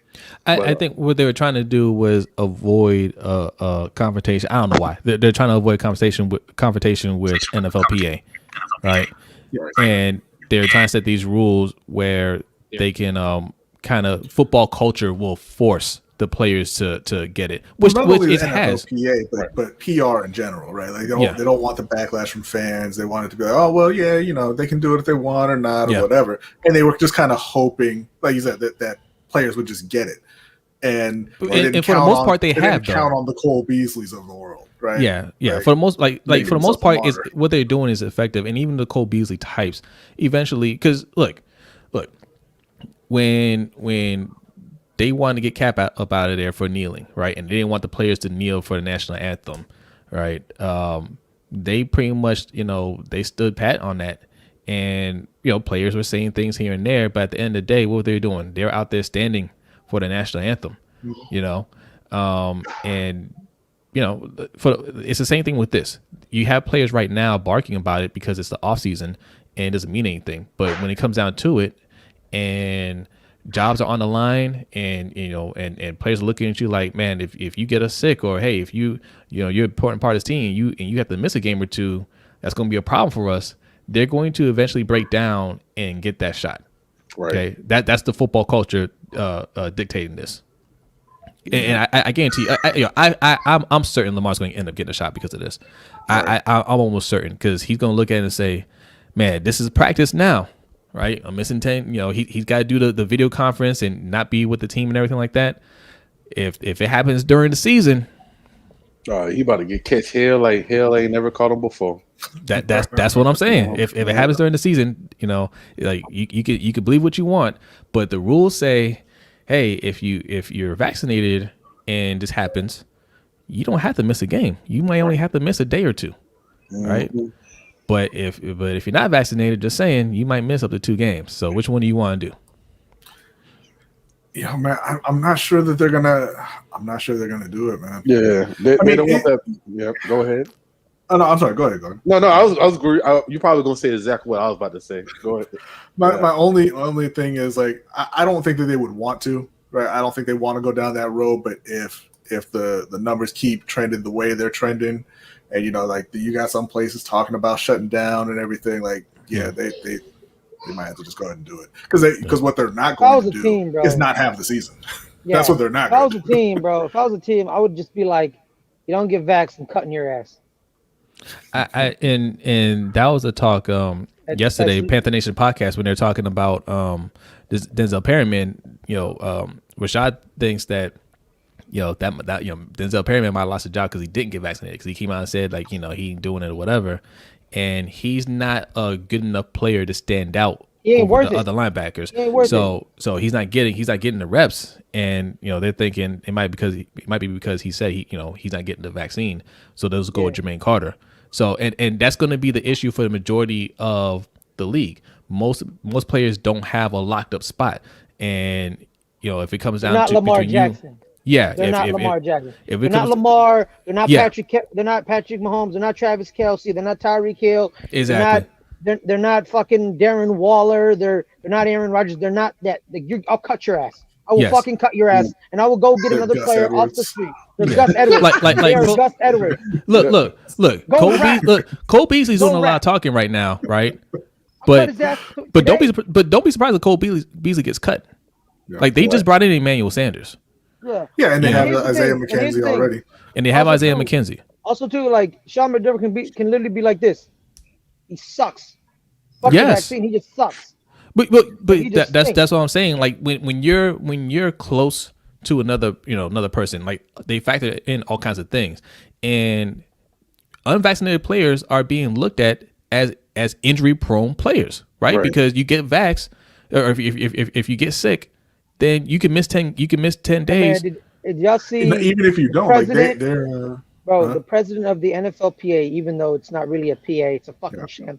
But the president, J.C. Trader, was like, "I'm so angry that they're labeling us in those team facilities. So you're mad about being labeled, but you're not mad that your other players are getting other players sick." Right. But yeah. I mean, you mad over a wristband, right? Because you don't want people talking about you. Shut the fuck up. Yeah. Fuck up. Oh man, wow. I just realized something, bro. Jose, a lot of our audience are former, no, not our audience, your audience. Our audience. Hey, you know what, Ferris? You're part of the crew. It's our audience. Yeah, for real, man. That's how it starts, right? It goes from yours It's to real ours subtle, to right? mine. That's why I asked you the other day. That's why I asked you the other day when you were wearing that sweatshirt about the Kraken. I was like, is it we already? Are you part of the It team? is. It's already we. It's the we, baby. Messed up. No, our either former military members or current military members. Yeah, man. Yeah. That's what's up. Sweet, bro. Yeah, that's what's up. That shit wild, man. But yeah, I just want to get the whole. Your fan base. Yours. Okay. I ain't got no fan base. Hey, I'm a fan of you, dog, man. Ever since I joined this, man, you just hilarious. Yeah, you're part of this, Ferris, for sure. Yeah, man, for real. Yeah, Hey, okay, listen, all them nerdy white people love you, man. Like, no, they don't. No, they don't, bro. No, they don't, man. You got the fan base in the schmo down. No, Yeah, bro. Hey, man, y'all think like sports fans are fucking scum and ruthless? Comic book nerds and movie nerds. Oh, I scum know. and ruthless. They're ruthless, bro. Yeah. They're fucking ruthless, man. And Until like the sports fan comes around. So sports fan comes around and calls them all. You know what? You know why, then they're man? church nice. You know why? Yeah. Because they're introverts by nature, and it's something that culture is something they feel like it's theirs. And now that's getting bigger and more people are getting into it, they're getting real territorial with it, and they're getting real nasty about it. Yeah. You know, and they're not used to like communicating with other people. You know what I'm saying? People like me. They're not used to people like me. Who'll be like, "You're a fucking idiot." End of discussion. Yeah. We be talking about a movie, be like, "I disagree because you're stupid." And they don't know the difference. Like, they don't know the difference between trash talking and being offensive. I think that's the problem they have with you, Ferris. Like sports fans know how to trash talk, but like we're just having fun. You know, like we understand. Like, oh, it's all good. But that small down community is like, last night I was trash talking Kevin Smith. oh, man who makes movies. I was like, why are we even talking about this match? He ain't gonna win. Why are we talking about this? Right, but your community, your fan base look at it and be like, man, Ferris is being a bully.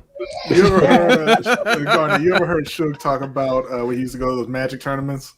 No, Oh, I have not. He's big in the Magic the Gathering. And he was saying like, he would go in there and it's all nerds and everything in there, and like people would be trying to trash talk him, and he would get up and he would be like, "Let's go outside," and they just start apologizing. Hey, let's go outside and talk about it. Like, no, I'm sorry. No. I'm sorry. It's cool.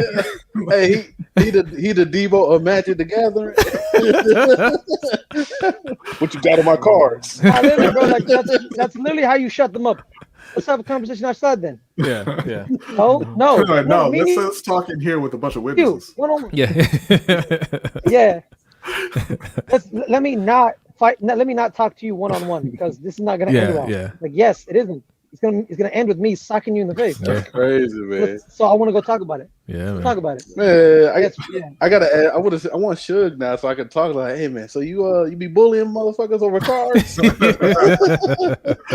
It's always weird to hear him say stuff, like tell stories like that, because he seems like he seems so nice, right? Like and just laid back and everything, and then all his stories at some point end up with him threatening somebody. I'm telling you, dude. Like he reminds me of this dude I knew in a basic training.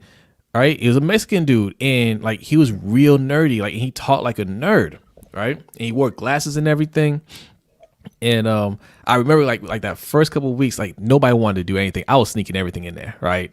Me and this other dude, Brodny, like we were sneaking junk food in there, like we were doing all kinds of stuff. And he's like, man, I don't know, man, we gonna get caught. I was like, man, come on, man, just hide it under your bed, man. Like, trust me, like you know, like. And then one day we were just sitting there, we were talking. And we're all talking about like where we're from and like how we got into the Air Force and all that stuff, right? And we're talking about our recruiters, did your recruiter lie to you and all that stuff? And I was like, no, my recruiter is cool, like everything kind of played out like how they said it would. And this dude was just like, hey man, he's just like, yo, my recruiter, man, like he's a saint, man. Like he's like, I can't believe he got me here, right? And I'm thinking he probably talking about, I don't know, maybe ASVAB score or whatever. He's just like, man, like he got me great lawyers and all this stuff, man. Like he got me fuck? out of he's like he got me out of so he got me him and my lawyer got me a great deal, man. And like I'm happy to be here. And I was just like, man, what you do? Would you hack some shit or something like that? Like what happened? I was like, he was just like, man, they had me on attempted murder. They had me, assault with a deadly weapon. This and that. And I was just like, what? And he took off his shirt, man. He was all tatted up and everything. He's just like, yeah, man, I was connected. I was just like, oh. Like, I'll see you later. I was like, nah, what you want? You want some M&Ms? What you want? You need some Snickers? What you need, dog? Exactly. Man, no. I would say, Jose, it's too late to back out now. No, we were cool. We were cool. That's why we were sitting there talking. But I was just like, I would have never guessed. Like, so you got you a deal. Like nobody's gonna come to base looking for you or anything, right? Yeah. Do I need to get a different room? That shit is wild, man. Yes. Hell no. But fuck. No, so what I was about to say, sidebar when it comes to the football, the camp or whatever. Mm-hmm. I completely, I'm with you. I think B was talking about like B. I am Ferris. I am Mr. Sour Patch. I would accept it from now on. Because like the pictures of the group chat that I showed you guys, that would made me so like, you know what? I'm a fair and firm dude. I'm not gonna go. I don't drink the Kool-Aid whatsoever. I'm, what I see is what I'm gonna tell you how I feel. Be honest about it. But like that group chat just made me like, you know what? Fuck it. You know what I mean? Like I'm just gonna be super. I'm always gonna find the negative before I find the positive. I always been like that ever since the military. Because like I got good news and bad news. Well, give me the bad news first. Yeah. Get out the way. Yeah. Yeah, but like when it comes to like, these guys like to do this, like, we're gonna go undefeated. Like, come on, bro. Like undefeated. Yeah, like you lack the clairvoyance. Bro. I was cracking up when you say he got the TI vocabulary going. Yeah, for real, bro. That's trying to drop in that he's a scientist. He's like, I got this. Don't question me on football record predictions. All right. I study cells. He just graduated and now he got a job where he's technically a scientist. He's 21. They're doing no scientist. Nah, bro. Like, he a cool dude. I ain't gonna talk shit on, but it's like just undefeated. Imagine. I mean, come on, man. Yeah, man. Bro, like I like Justin Houston. He cool dude, good guy. He's actually from the area where I'm from in Georgia, Statesboro area. Okay, cool, good dude and all that stuff. But when it comes to like just the completement of the team, like I said, we were talking about the interior pusher. You guys were talking about it live. Like, we need somebody that can consistently push up the middle because Yannick was doing his job last year. I don't care what anybody said. He was getting there. He just nobody else around him or in the interior or on the other side was doing, closing in on it. Yeah. So I understand. We went the whole dollar. Everybody, oh man, well, Yannick went for $13 million a year. Judon went for $14 million a year, and we're basically spending $9.9 million on 4 players. Like none of them. Hasn't it occurred to us like there isn't a premier pass rusher? There isn't a top dog. Like, have you ever like? But that's what we're saying. That's what we're saying. It's really hard to get sacks nowadays. That's what we were saying on the live stream. Like, you're not going to see those 22 sacks. That's spoken like somebody who ain't got Brian Burns on his team. but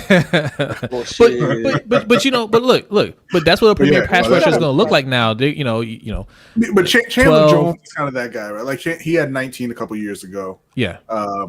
Aaron Donald obviously he spikes up there. But I think, in general, it's going to go, further down. I think you see guys just get into double digits. Those are going to be your premier pass That's the thing about Aaron Donald, bro. Like, that's the thing about Aaron Donald, bro. That's what makes Aaron Donald so special. He plays DT and gets 16 a year. He's not supposed to get 16. Yeah, like that's just not supposed to happen. That's why he's the greatest defensive player now. Yeah, like, it's not a debate. Like, if someone says who's the best defensive player, if someone says who's the best defensive player right now, and they don't say Aaron Donald, I do not care about any more football opinion from them because it's not a debate. Yeah. There isn't a debate. There's no debate. It's Yeah. It was him in and the Rams JJ jersey. for a while, right? You know, JJ was winning defensive MVPs and all that. But JJ's he's out of that conversation now. But Right. even like Aaron Donald last year, 13 and a half sacks, it seems down, but like everybody is playing. crazy, right? But listen, but the way you even said that because 2 years ago he had 20 sacks. I know, but I'm just saying like the way you had a down year. But I had a down year like But that. what I'm saying is that's gonna be the new norm. Like True. that's a crazy amount Right. for for a You pass can rusher. tackle. Yeah, for a tackle. Well, even for an edge rusher. If an edge rusher gets 13 and a half sacks, he had a monster year because they're getting rid of the ball faster now. Yeah, Right. That's the whole point. They're getting rid of the ball faster now. More teams are getting the ball out of the quarterback's hands faster. So that's why blitzing is a big deal, and that's to B's point. The Ravens might have been ahead of the curve when it came to that, where blitzing is where it's at, and investing in your secondary. Right. And the one thing that I do agree with that, but also I just think it's strictly all system because the fact that you got a guy in Las Vegas, Max Crosby, like his sole purpose is just to just come off Attack. and go get attack. Yeah. It's no I'm gonna play the run or I'm gonna do this. Like it's just your sole purpose is to get sacked. So it's all about, I guess, the system you go to as well. Because if you go to Baltimore, I think that's why a lot of defensive ends, or I say pass rush, if you think about it, a little bit turned off. Go ahead, bro. Garnett. Here's the thing about Aaron Donald. There is no system. It's just like he's Aaron Donald. Everyone play near him. Yeah, I got you. And get money. Yeah. Like Dante Fowler got paid because of him. Yeah. Leonard Floyd is getting paid because of him. Michael Brockner's got paid because of him. Everyone gets paid because 99 is like, I'm the best. Follow me. Shut the fuck up and just do your goddamn job. Because I'm gonna get triple teamed. I'm gonna get triple teamed. You're gonna have a damn tight end on you. If you don't beat a tight end, you don't deserve to be on the damn field. Get the fuck off. Fuck off. I completely agree. Like literally, like I said this. When you have the center, the guard, and the tackle saying we have to stop him, you tight end guard Leonard Floyd, because we have to do this, man. And Leonard Floyd getting a sack. Leonard Floyd isn't a good football player then. Like I'm sorry. Like fuck the numbers. Numbers can lie. Fuck the way he plays. If you can't beat a tight end, not named Rob Gronkowski, go fuck yourself. Get out. Yeah. Like I'll let you get abused by prime Rob Gronkowski. I'll let you get because he's huge. Yeah. He's fucking huge. But anyone else like Darren Waller, no.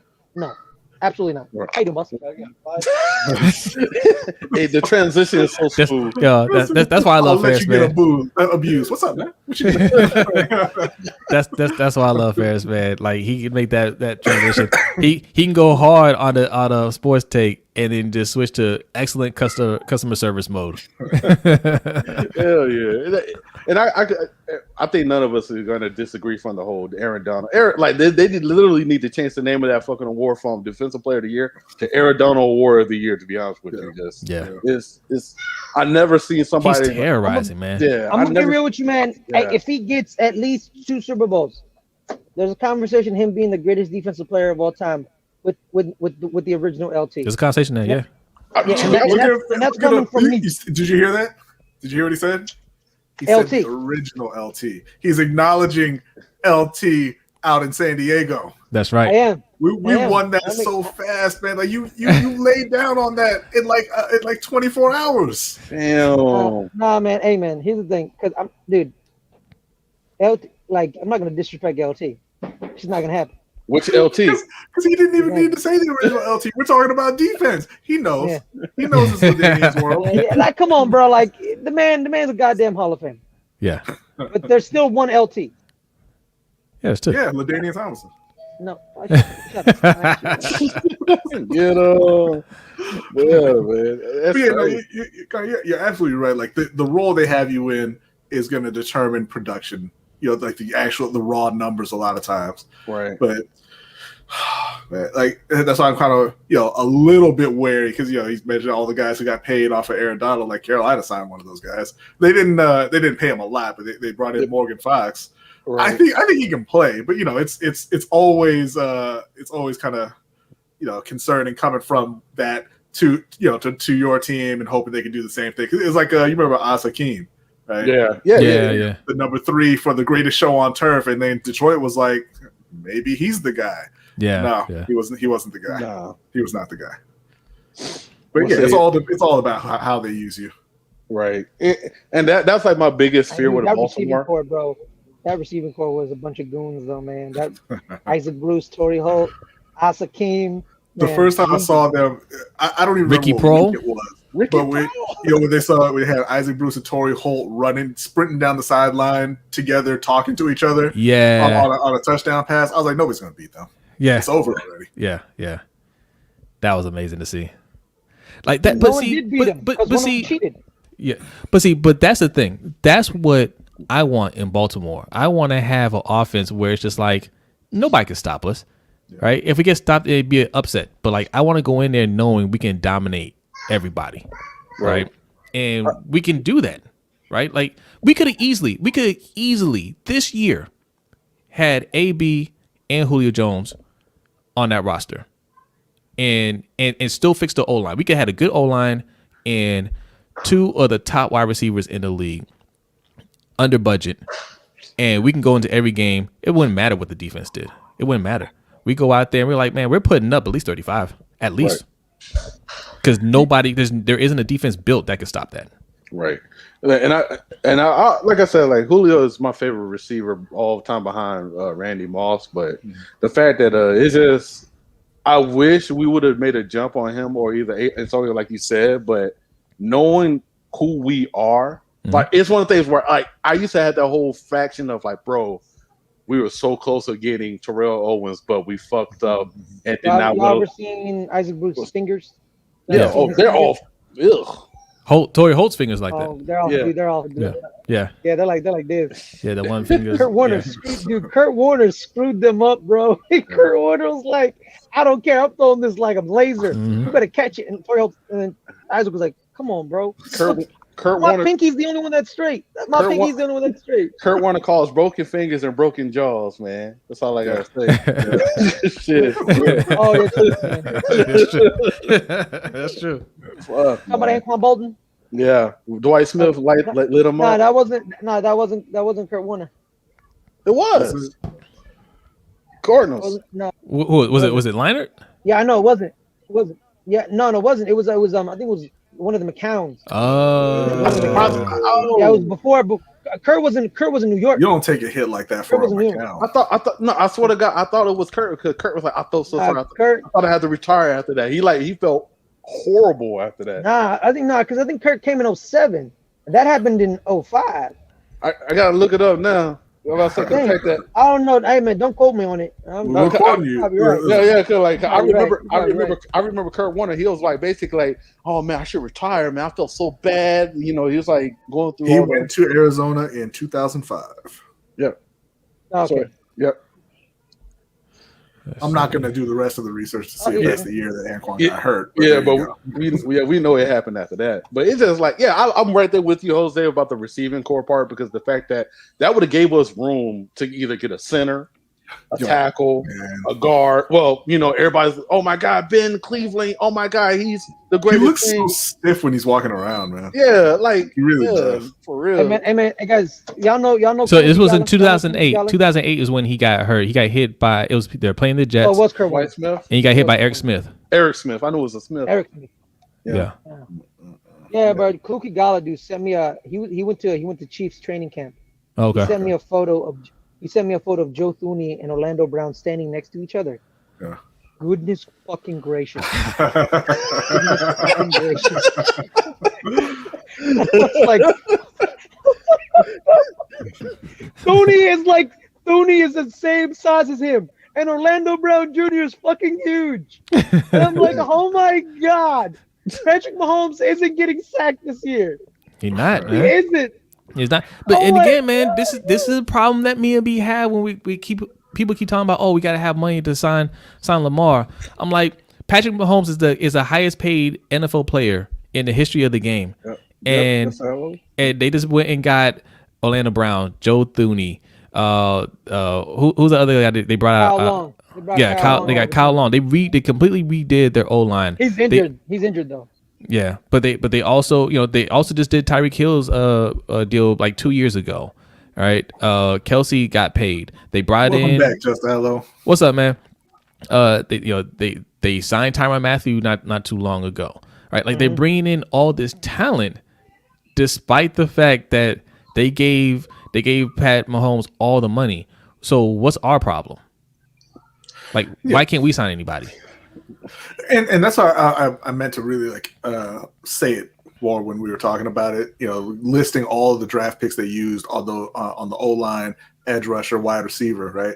Like especially at wide receiver, because you know you could have had Stephon Diggs, you could have had DeAndre Hopkins, you could have had AB, you could have had Julio Jones, and then all those picks that you've been using, all those high picks could have gone to address other areas. But they're saying, hey, we're going to take like 7 shots on each area, and 6 of them aren't going to work out. Right. But you know, I'll get the credit for that one, and it's all good. You know? That's the thing. Volume drafting, right? They want more picks so they can get more players and hope that these guys pan out. More bites at the apple. Yeah, but if your coaching staff isn't doing a good job developing, which, like, I mean, that's not Harbaugh's thing. He doesn't develop players. Like we always end up going and spending the money on a veteran at some point. Right. Like, then just go and get a veteran. Go get a good veteran. Amen. You tell me coaches don't coach? Is that what you're telling me? Not Harbaugh. Harbaugh don't coach. Yeah. So it was Warner. Yeah, he said he wanted to retire after that bowling hit. Yep. And he missed 2 games. Yeah. Motherfucker missed 2 games. And he defended Lamar, against criticism. Yeah, he did. Yeah, you know what? I'm mad that Kurt Warner's gonna have a shitty movie made about him. Yeah. I'm mad about that too because he don't deserve a movie. No. Right? What? Yeah. Why? He don't deserve. What's so special because about Kurt Warner? Oh man, I had a job and then I was an NFL star. Yeah, great movie. That's awesome, dude. Dude, you know what? Like who would you make a movie about, Brodny? In the NFL? Who? Like yeah, what who? Quarterback would I make a movie No, about? no, Like, player. Just player, anybody? A player. Aaron Hernandez. Jesus, man. Like going just dark. Just going. Wow, hey, right? Let's keep it real, man. Hey, Right. Hey, right you wouldn't watch it, wouldn't you? Would you watch it? Listen, I didn't watch that Netflix documentary, man. I'm not trying to see this dude. I'm not trying to see a documentary about a serial killer. Yeah, I'm not. Well, no, not a serial killer. He's just serial killer. You don't know that. You don't know that, Ferris. Like you don't know how many bodies are on him. You know what? Good point. Because in Florida, he shot a man in the face and took out his eye. The man survived, though. Yeah. The man survived. Yeah, I mean, great for him, right? Yeah. Great for him. I met my favorite gator, and now I have one eye. I want a movie. You know how I make a movie? I want a movie about Beast Mode. Beast Mode? That'd be dope. Yes. Oh, that'd be. Hey, oh my God, the whole setting. To be honest with you, Yeah. It's gonna be a boring ass movie. Let me tell you why it's a boring ass movie. I'll tell you the Marshawn Lynch story. Kid grows up in Oakland, football star. He just lives in a rough neighborhood. Goes to Cal because he's a very smart man. Makes it in Cal. Makes it the NFL. Buffalo didn't want him. You glossed over the entire movie when you said rough neighborhood. Right. You can stretch it out. You can do that by anybody. Bro. Kaepernick, yeah. No, just because he lived in West Oakland, don't mean he he had to just go Kurt Warner to starring Will Smith. Yeah. Tell the truth. I will watch Tell that. the truth. Ferris, movies aren't real, man. Like he could be gang related in that movie. Yeah, He ain't though, man. He ain't though, bro. Like, that's the problem. Kurt Warner's movie is literally gonna be him bagging groceries. Yeah, just Al was right though. Kaepernick would be a good movie.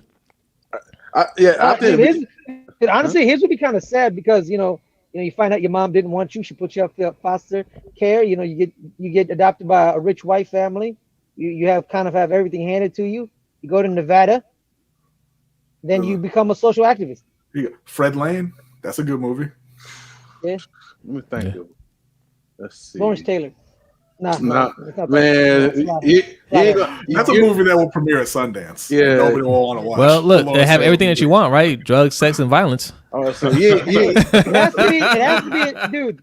It has to be an 80s football player, man, because everybody's on cocaine. You're not gonna have enough cocaine for that Lawrence Taylor movie at all. Jesus. And then we'll also lose one of our finest actors trying to method act. Jesus. Oh, man. Now you got me thinking, like, for real, who would be a good You know what it is? It's sports movies like they're not reality, right? Like there's plenty of documentaries I would want to see. You know who we will all go see? The Johnny Manziel story. But that's also not a sports movie. Johnny Manziel story. No, bro. Because you know what it would be? You know what I compare that to? The Wolf of Wall Street. You got a point. No, it would be bro. just yes, it would. No. But rich white boy plays quarterback. Rich white boy makes it to the NFL. There's a lot of alcohol and drugs. Did you see Wolf of Wall Street? What's the Wolf of Wall Street? What is that? Same about? shit, bro. Yeah, I'm telling you. I know, but you know what? But Leonardo DiCaprio is great. That's the only difference. He can play. He can play Johnny Manziel. Yes. I will watch that. And now that I'm thinking about it, I want that to happen. He's a midget. He ain't Leonardo He's like DiCaprio, 6. He's like 6 foot. He's taller than Leonardo DiCaprio. How tall is Leonardo DiCaprio, man? He's an actor, so I know it starts with a 5. I think he's like 6'2". Nah, he's small, dude. Probably. I don't fucking know. Yeah. I want that movie to happen. Yeah. Now that I said that, I want that to happen. Every single one of them. Just. That's true. That's true. Yo, man, did y'all see that? Did y'all see that ESPN thing where it was the graphic where it's like his mother has been addicted to crack since he was 5? Like y'all saw that shit? Yo, like they what the always fuck do was that, dude? Like when what the fuck we call it the tragedy porn. Yeah. Yeah, man. They always dude, like, do that. I want to meet the black kid where he actually had 2 parents and they both loved him. We see him all the time. They just don't really highlight them. It's just crazy on ESPN. On ESPN, like some dude get drafted, and they're talking about his cousin Pookie, had a drug addict. Yeah, murder like over a drug. Murder. God, yeah, like a dude he met one time. Nah, dude, and it's always like it's who was that that receiver that made a spoof about that? What's his name? He used to play Hawkins. He did a spoof on that. Did you guys see that? No, I haven't seen it. Yo, that was funny. Yeah. He was just like, "Oh yeah, he's got to take he's there with his 3 kids." He's like, "These are my sisters. These are my little sisters." They're like, he's like, "Yeah, he grew up with that." His parents like, he's like, "My mom." Yeah, he's like, "My parents." He's like, "But my parents are in the kitchen right there. They're right behind me." And it's always like Nashawn or Daquan or Jamel or what happened to Jerome? Where's Jerome? Like why you gotta show him Nashawn? Like why you gotta fuck with Nashawn like that? Yeah. I get mad when they don't want to like focus in on the fathers, right? Like I told you, man, I pay attention to this, man. With black athletes, young black men, all about the mom. It's always about the mom, and they always want to cut out the dad. Even when the dad is right there in frame hugging his son, they're like, "Oh, and his mom is there." I'm like, he's hugging his dad. When he get up on stage, "Oh, what would you like to say to your mom?" Dad's right there. Right? He can't get any love. Yeah. That dad had to go through some crazy ass shit. Like, he's been working at a dump truck. He's been a dump truck driver for over 20 years. He only got one eye or something like that. It's like they got unless he has like a crazy background. And you know what, Brodny? He wasn't around because he had that job, right? Exactly. Dude, people so mom had to raise him. They tried to do that to Jalen. Dude, they tried to do that to Jalen Ramsey, and his dad wasn't having it. He's like, "Motherfucker, I trained him." Thank you. I trained quarterbacks. Hey, RJ Barrett, same thing, right? Yeah, like they tried to cut out his dad. Kyrie like 8 years in the league. Right. Yeah. About LeBron's your father figure. He's like, I have a father. Yeah. I have a dad. What are you talking about? like I don't understand it, bro. Like, and no offense, like I'm gonna call it like most NBA draft picks now, they don't come from rough neighborhoods. None of them do. Like none of them do. Yeah. All right, let's be real here, man. The star basketball player. It's not offensive at all. Right. They're all that's a good thing. Yeah. That's progress. That's a good thing. It's a good thing. Progress. Hey, yeah, speaking so of that, like none of no, I was just saying the NBA swingers. That's all. To come. Yeah. First, no, go ahead. Anyway. Because you stop talking. You start talking. So I was like, okay, I'll talk. No, but I think the last person to actually come from a rough neighborhood is Bradley Beal. It's Bradley Beal. Everyone else is like semi-rich. Not rich, but like okay. Yeah. You know what I mean? Like they're all prep kids. Like all suburban. of them. Like they're all just like, what happened? What happened, B? Suburban, yeah. Like let's be like Steph Curry was well off. Yeah, his father was same with Klay Thompson. Yeah. Well, this headline. Klay Thompson be acting like, nah, dude. Wait, what's That that? just made me laugh. I mean, this is completely unrelated. But it says West Virginia's governor was so disturbed by information on the Delta variant that he said he wanted to, quote, pee and throw up. I don't know why that's what you went to, but whatever. What I was looking at was we had a UFC fighter, flyweight prospect Juan Camilo Ronderos, suspended for cocaine use, and Paradigm Sports Management seeks an injunction to stop Manny Pacquiao versus Errol Spence. So that's not great. Why? I haven't read the story. I just saw the headline here. Hang on. That's crazy. The company has filed a motion that would keep Pacquiao from participating. Hang on. Okay, in June, the company filed a lawsuit alleging that it signed Pacquiao to a management agreement back in February 2020 and is seeking a $3.3 million advance provided to him after claiming that Pacquiao breached their agreement in a number of ways, including the announcement of his pending fight with Errol Spence. So they want to check. And that fight's they're gonna get the money regardless. Like, why they doing that? They just being stupid. Well, I don't think that fight's not gonna get postponed. They'll get their check and it'll be fine. Exactly. That shit's wild. Yeah. Sometimes you have to go the public route though. People don't want to give you your money. Right. True. I mean, real true. Unless he didn't sign anything and they're just trying to scam him. I don't know. Hey, so what I'm gonna do for you, B, I'm gonna try to go to that. Well, I am gonna go on one leg. Hopefully, I can get in the handicap section if they be nice. But I'm trying to go to the Carolina versus the Ravens game, preseason, and I'm gonna try to record it for you. Okay. Yeah, that'd be pretty dope. So you get some tape since they want to get rid of all 22 for some weird reason. I know. Well, it ain't weird. We know exactly what it is. The price either. Yeah, I know, right? Yeah, I was just being sarcastic with some weird reason. We all know why. Yeah, man. Yeah, man, that'd be great. Man. I don't know why don't you want people to I haven't seen understand that. the I game? gotta look at it. No, I haven't seen that either, Jeff. Right, because they want to set the narrative for everything.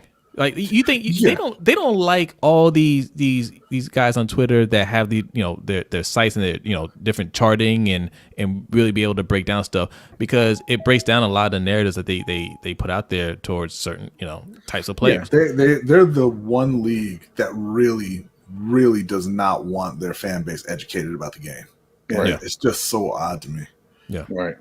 A couple of years ago, they were like, you can't even post clips. Even NFL controlled accounts can't post highlights on Twitter.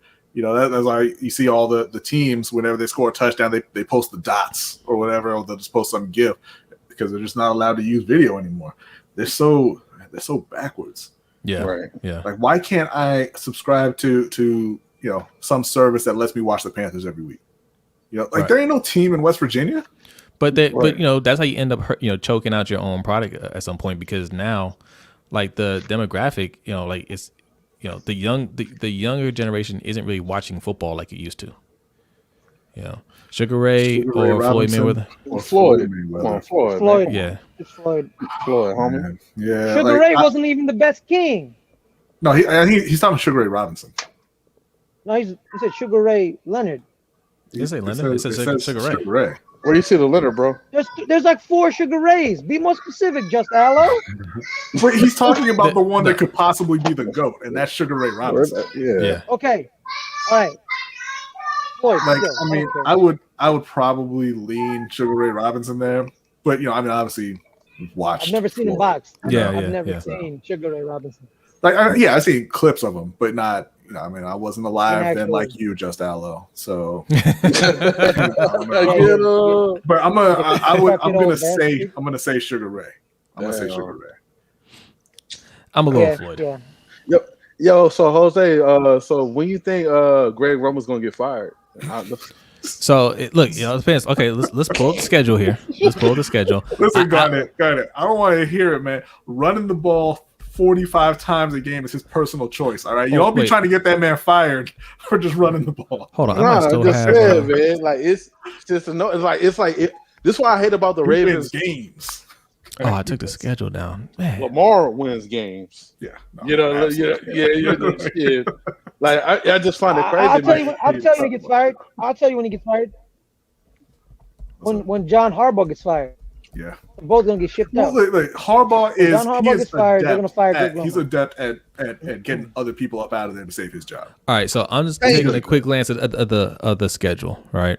That was a good point. So Ravens, Raiders. We got Raiders. Hello, are you serious? What? It's Floyd. Come on, man. Told you. What do you say? Trying to give you the benefit of the doubt. Told you. Is he Leonard? Leonard. Was he the one with the Lambeer? Listen. I'm gonna tell y'all right now. Lambeer lover? Yeah. Yes. Yeah. Leonard wasn't better than Hagler. No, he wasn't. He didn't beat wasn't. Hagler. He didn't beat Hagler. Everyone knows that. Devontae Freeman signing with the Saints. Okay. But all right, looking at the schedule. Okay, Raiders win. I mean, y'all remember Chiefs when lost. Devontae Freeman Lions win. Broncos win. I don't was the running remember back? anything about Colts Devontae win. Freeman. I don't want to. Chargers. Can't stand that dude. Look, the first half of our schedule, man, we might only have one loss. Or might you have? Yeah, so look. Raiders, count along with me. Raiders, that's a why do win. you hate Devontae Freeman? Time out. What? Hold on, I'm gonna write this down. So He went to Florida State. That's one, and then he went to the Falcons. That's two. Oh, good point. All right, And so he tore up Carolina a few times. Good point. so all right, count what we're gonna. Raiders, that's a win. 1. Chiefs, I'm saying that's a loss. Me too. 1-1. Okay, 3, we're playing the Lions. Man, Two we might win by 40. 2-1. All right, Broncos. That's gonna be Win. tough. I think that's So yeah, I think it'll be tough. They still have Drew Lock as a quarterback, right? no Teddy. That's right. They got Teddy. It's gonna be tough. Yeah, that's a win. Okay, I think it's a win too. But I mean, they're a It'll be very, tougher. very solid team. all Yeah. the way around. But I'll take that as a win. The Colts, if They might be better without Carson. You don't know. I think without Carson Wentz, that's a win. Chargers. I mean, we gotta see what Chargers are looking like. That could be a loss. That's a tough one too. That's a tough one. So we're 6-1 right now. Yeah. Then the Bengals. That's a win. 7-1. Vikings. I mean, look, we're just, I say 8-1. yeah, I think that's a win. I don't trust Kirk Cousins. Yeah, nobody does. whatsoever. Yeah. Dolphins. This is a tough little stretch right here after the bye week. Yes, Man, yeah. That's a Are very we tough stretch. are we at Miami or we're not at Miami? Miami I think right now, we're at Miami. I don't care where we're at. I think I'm taking that as a win. Right, so that's 9-1 right there. Oh, all right, 9-1. So at this point, I think everybody's gonna be safe. So at the end of the year, if Harbaugh gets fired, yeah, he'll be fired. So I don't think Roman is going to get fired. It would have to be we got off to a slow start. Now, here's the thing. Those are the predictions making the assumption that the wide receivers work out and the Yes, O-line. yes. If the O-line's not good, the wide receivers don't work out, you can add a couple losses on Now, there. yes, yeah, absolutely. Now you're absolutely right, man. Like after that bye week, man. Look, Bears, Browns, Steelers, even Minnesota, Browns, Miami was Packers. a 10-win team. No, I know. Like, look, yes, we can look at these teams and say, hey, like these. Oh, and that's on the road on Thursday too. Yeah. But I still think we're the better team right now. But I mean, we're just looking at it, without really knowing what these teams are gonna be. That's 1 year away from Starfield. But That's the most significant thing about that game. But look at this. So yeah, Bears, Browns, Steelers, Browns, Packers, Bengals, Rams, Steelers. That's gonna be a tough. That's a killer stretch. Yeah. They're gonna get beat up in that stretch. Yeah. That's why it's going to be tough for them to make the playoffs. A lot of our tough games are at home, though. That helps a little bit. Yo, I hope we get blowed the fuck out by Kansas City. I just hope so. This is weird. Like I know That'd be great I know what you mean. content for us. Yeah, I know what you mean. yeah. It really would set the tone for us the rest of the year, and then on top of that, it's just one of those things where like now it's gonna force. Go They've ahead. got Minnesota off the bye, just Alan. They've got Cleveland twice in 3 weeks. They got them week 12 at home, then they're at Pittsburgh, and then they're at Cleveland, and then they're home for Green Bay. That's tough. Yeah, we're dropping 2. I'm sorry. That's real tough. We're gonna have to. We're gonna drop 2 of one of those. Like if that was the say we took out the Steelers out of one of those and put the Bengals in, I feel more confident. But like we always play like Steelers hella hard for like it's a rivalry. So yeah, man. I don't know, man. I don't know. I still think that we could. I understand that every playoff spot is not safe, but I think we could pull out. Yeah, we're not going hell. Fuck no. Yo, like literally, I literally left that group chat. Like a lot of those dudes, like for real, like they're cool dudes, but they be like, as soon as you sign, we signed the water boy from the Pittsburgh Steelers, man, we're good. It's like goddamn, they get hyped over everything. And my biggest issue is I hate looking at previous stats. Like the first thing they did was like look at Houston's previous. Oh yeah, he had over 97 sacks. And like, and then they're like, oh well, he has more sacks than Terrell Suggs in his career. Like, oh for real? Or like, it's like, god damn, come on, dude. All right, so I'm gonna end this stream. Just Aloe, man, I appreciate you coming through. Garnett Ferris, thanks for coming through. Hang back, don't go anywhere. I'm just gonna end this stream because I gotta download this here in a minute. But everybody that's watching, man, appreciate you. We'll see you guys on Wednesday. Yes, sir.